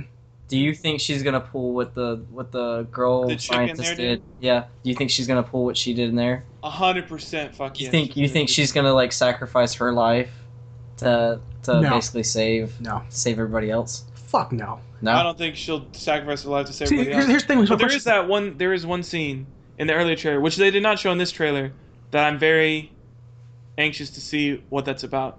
It's a scene, I'm pretty sure you guys probably remember it. It's where she's sitting there with a flare and like a door opens. She's sitting with her flare. In the first movie, they used that flare to attract the Tyrannosaurus Rex. I'm hoping she does like some Ian Malcolm bullshit and is like, hey, T-Rex, come here because we need you to fight this other bitch. And then you see a giant dinosaur battle in the middle of this fucking park. That would be so sick. You see Godzilla comes out. No, see, in this... Comes from the ocean. In the new trailer, there's a scene where the scientist lady, is driving in her car and she's talking to someone saying, we have like a release or something like that, right? She's like calling someone. Who is she calling? That's, to me, is gonna be interesting because she's calling someone who funds or creates the park. Well, it's if you remember in the trailer, it was what was his name? What's that actor's name in the trailer where he's like, you've got all these people on here on the island. You don't have enough guns. Vincent D'Onofrio. Vincent D'Onofrio. She probably called him. Maybe, but see, things we don't have the context between who he is yet. Yeah. He's just a park official, but I think he's head of security for the park. Yeah. I'm pretty sure I remember seeing that description of him somewhere. Gotcha. Okay. Or maybe she's calling. I'm excited to see where it goes. I mean, we have a general gist of the idea from the trailer, but dinosaurs. It's always an interesting movie. Yeah, so exactly. Yeah. So I think we should move on to Fantastic Four. That's actually my thoughts exactly. Perfect, Kyle. Fantastic Four reboot trailer. How do you feel about it? Not excited. You're not? I'm really not. Like it. I'm not really super hyped for it. I mean, I'll go watch it, of course. How was the trailer to you? It was. It didn't seem like the type of the set that they're in, like the the mindset that they're in right now, where like they're not, the scientists are just kids now at this point. They're like 18, 19 years old, and these older grown up guys are referring to them to figure everything out at this point. Like I'm not really like. Yeah. I'm not really there for it. Like, it just doesn't really seem all that cool. And like the other thing too, like I don't really read all these, comics or anything like that. But, I mean, the fact that Doctor Doom is from another world kind of throws me off because, or at least from what we get from the trailer. Yeah, from what they said. I mean, like they opened up a door and they're like, guess who's coming through that door? Yeah, and it's Doom. like, oh, Doctor Doom.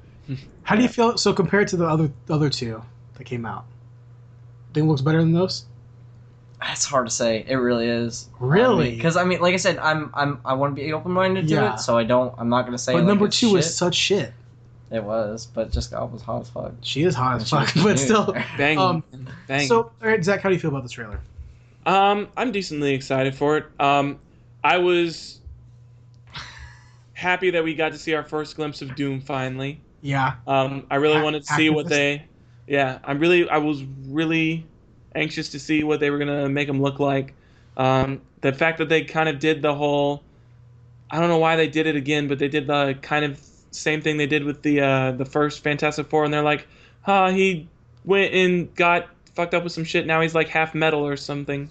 I don't know how I feel about that. I think, see, you said he's from a different world. I think it's because if you remember from the trailer, there's like a fifth guy who's with them who is not like any of the regular four. That's probably it.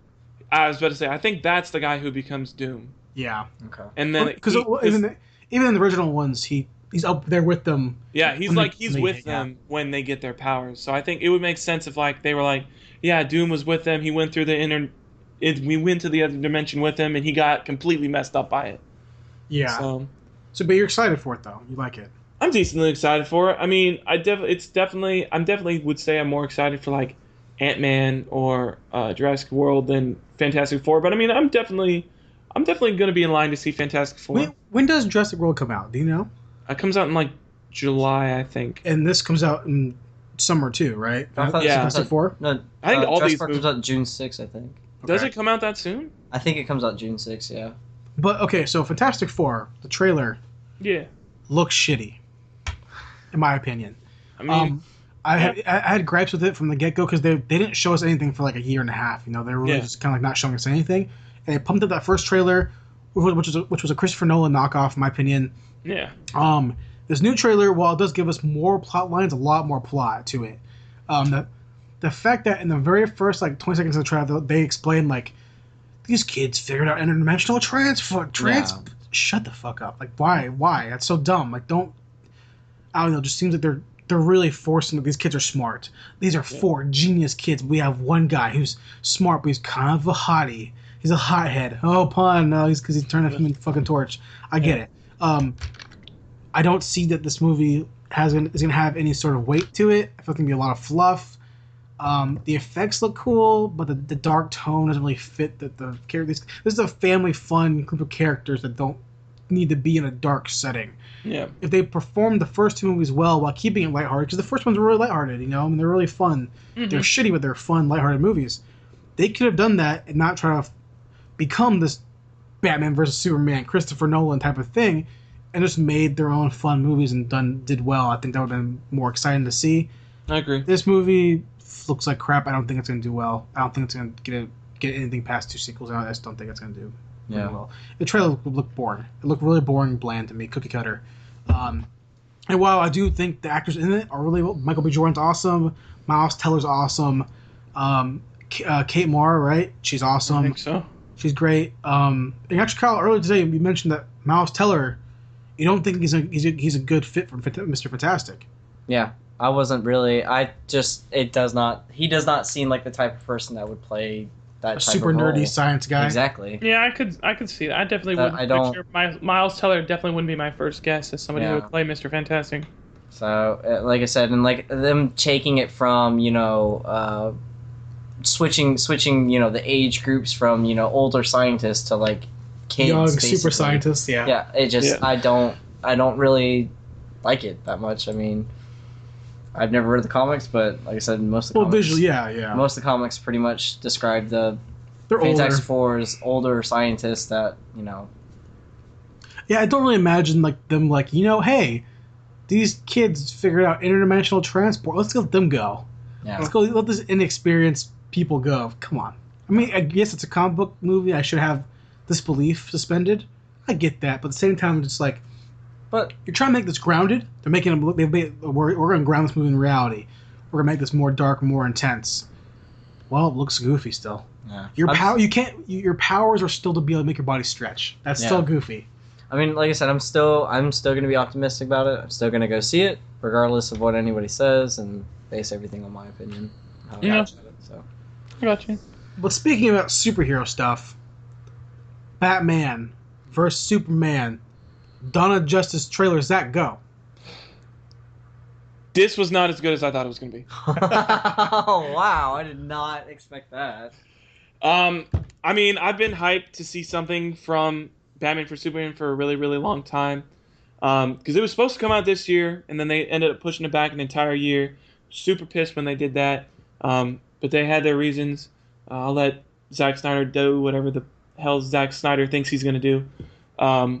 But for this being our first actual footage from this movie, not that happy with it.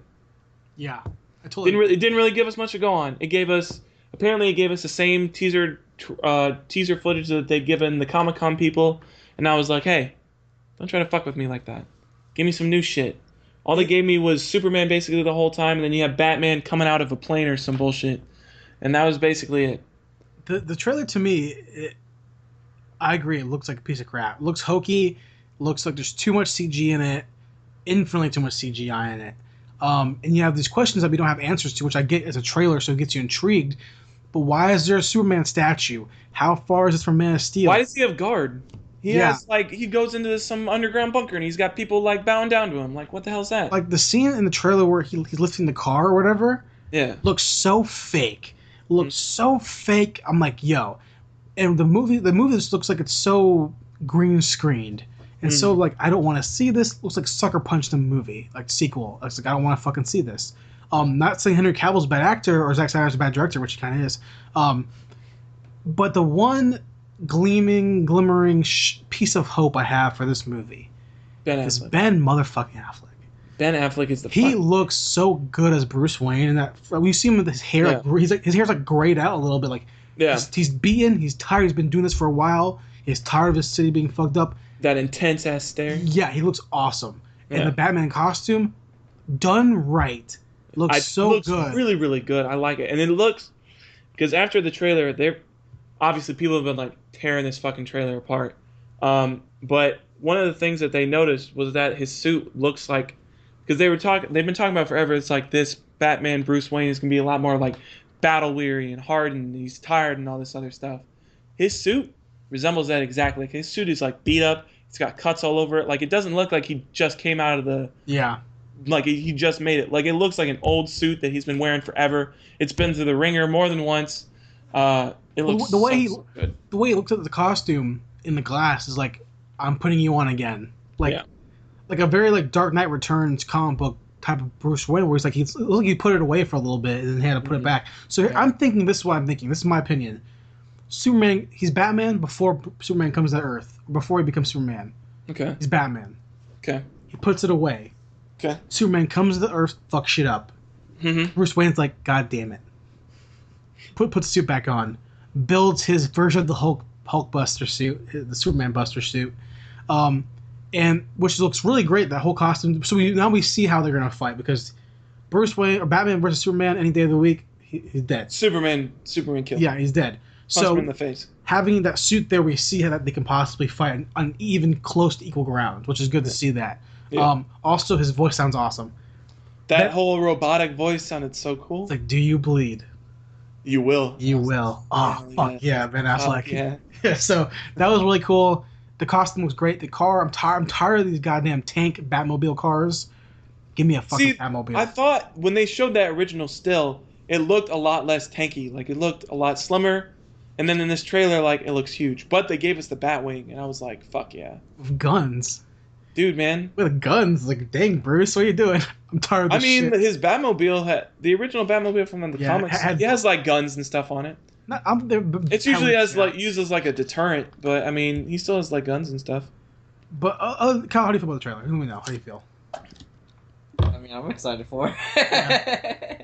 I mean, I'm so excited for it, but I wanted a better really, teaser. I don't know, because I mean, okay, have we ever had a movie with two heroes in it going in against DC? each other? No. Not in DC. From DC? No. Anything. No. Not even. Okay.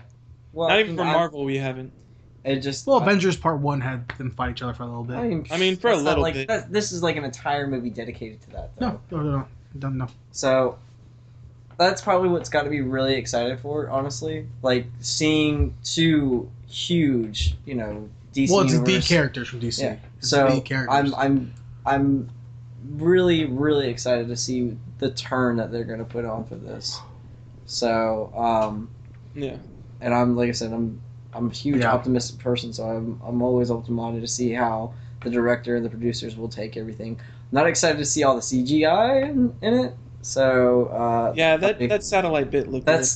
Like Man of Steel. I like Man of Steel honestly, but I did not like the amount of CGI in it. It was a huge amount, and it was just. Well, Man of Steel felt like a bunch of vignettes, like short stories combined together to one movie, which I didn't like at all.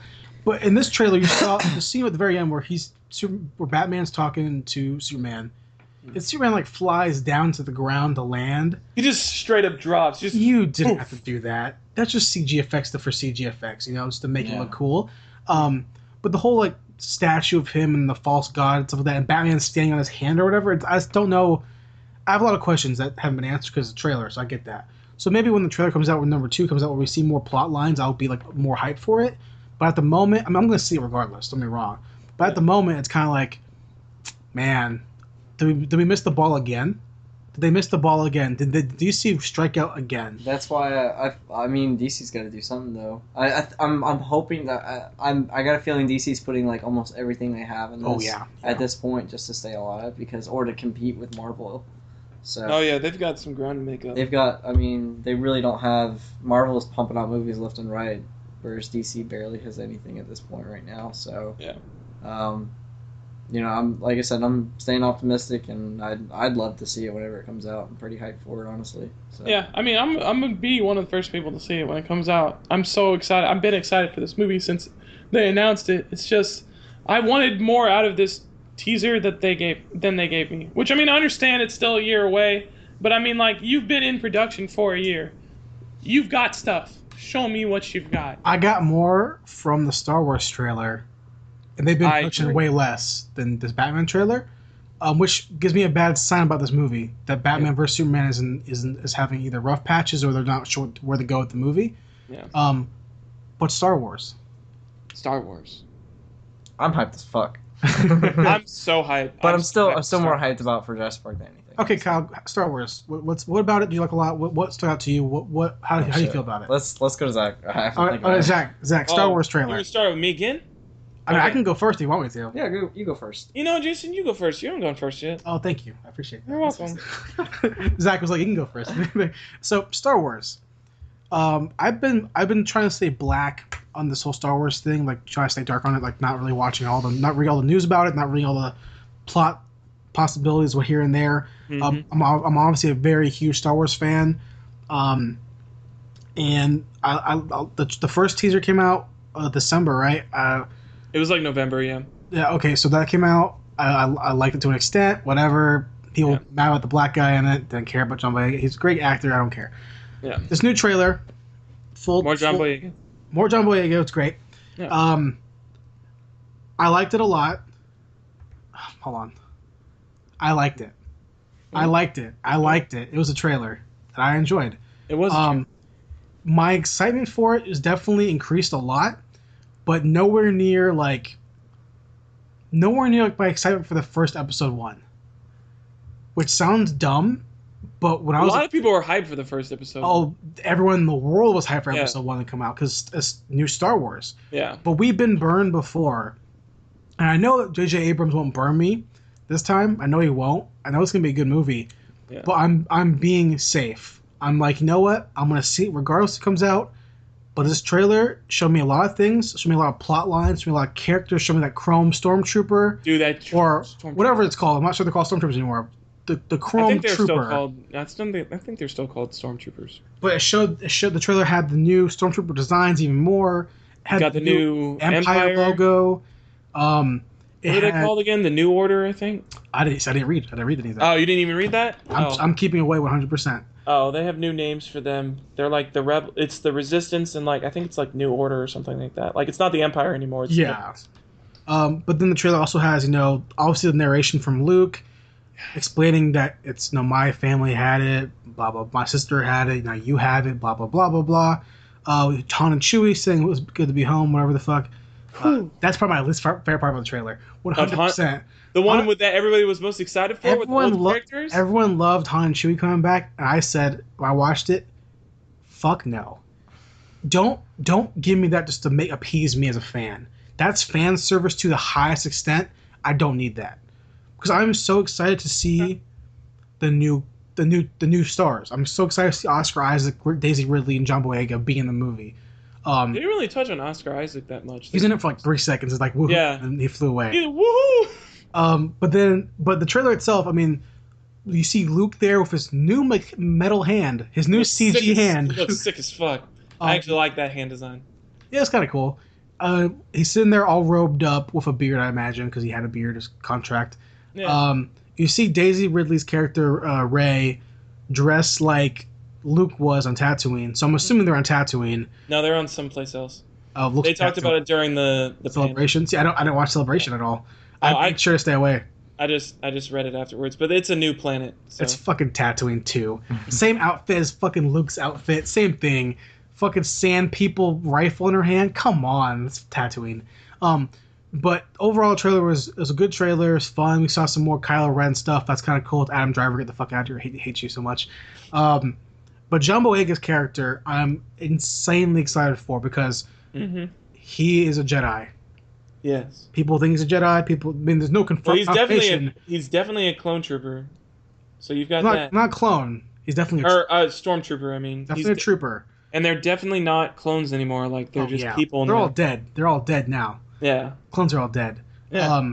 But it's nice to see that he's a trooper of some sort, or maybe just in a costume. I don't know.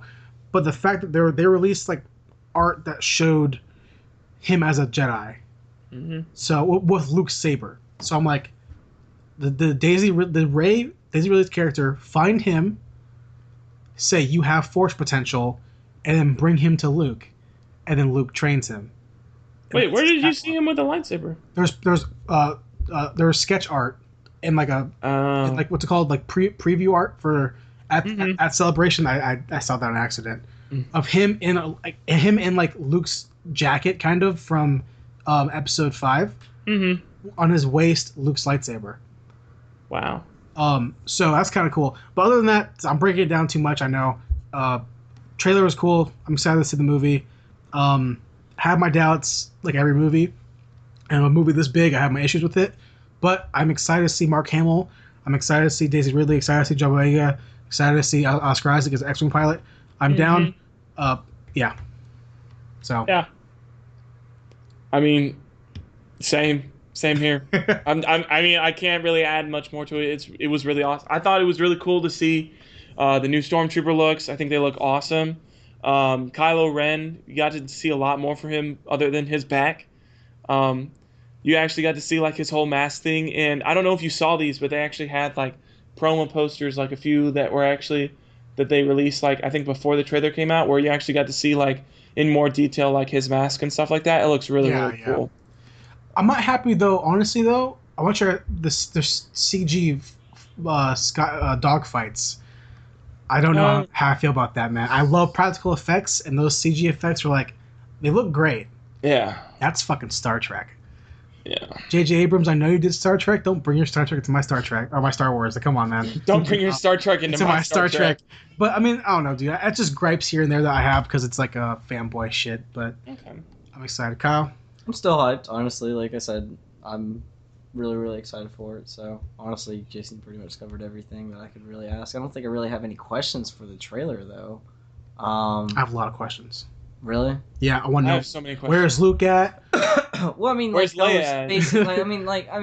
Where's honest- Leia? Yeah. Yeah, where's Leia? I mean, as long as like. Is Han married? I mean, to it's Leia? like I guess I asked Jason this. I mean, could that like Chrome Trooper or whatever be like the new Jango Bounty Fett hunter, yeah. bounty hunter or whatever? Because I mean, he definitely. looked pretty menacing. It looked like he could have been something of importance or something like that. Well, he's definitely either a bounty hunter of some sort or a specialized trooper, like a sand trooper or a biker scout or something like that. Mm-hmm. Definitely going to be specialized Yeah. versus a traditional random combat stormtrooper or whatever you want to call him now. Mm-hmm. But other than that, just questions I have for the story.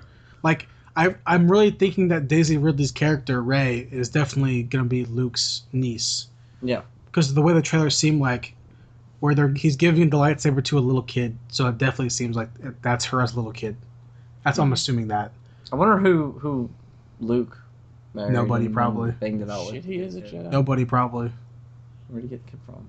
It's his niece. Oh. It's Han and Leia's kid. Yeah. Oh, you think? I'm assuming so. Hmm. Because in the books, they have a kid. Oh. In the books, they have 3 kids, and then I'm thinking they stole that idea and kind of remodeled her. Oh, it's from the first one. Good idea. So that's what I'm thinking.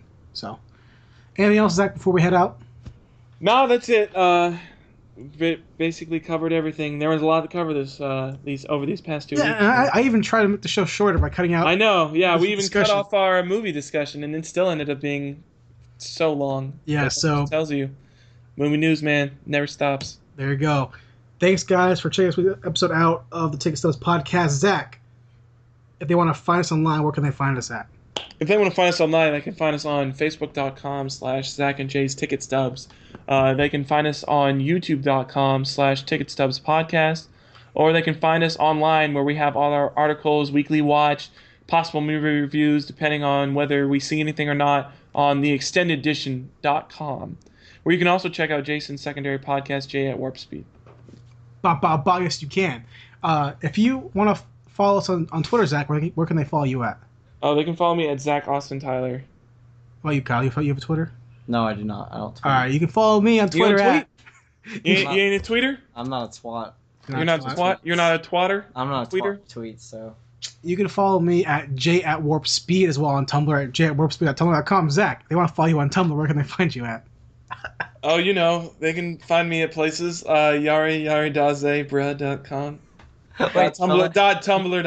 You want to spell that for me real quick? No, that's don't the worry joke. about it. No, That's you the don't joke. need to spell it. No, don't worry about it. It's not a big deal. No, hold on, Kyle. That's the joke. Every week I ask him to say it because it's so long. He actually changed it because before it used to be. It used to have dashes. So, thanks, Seriously. guys.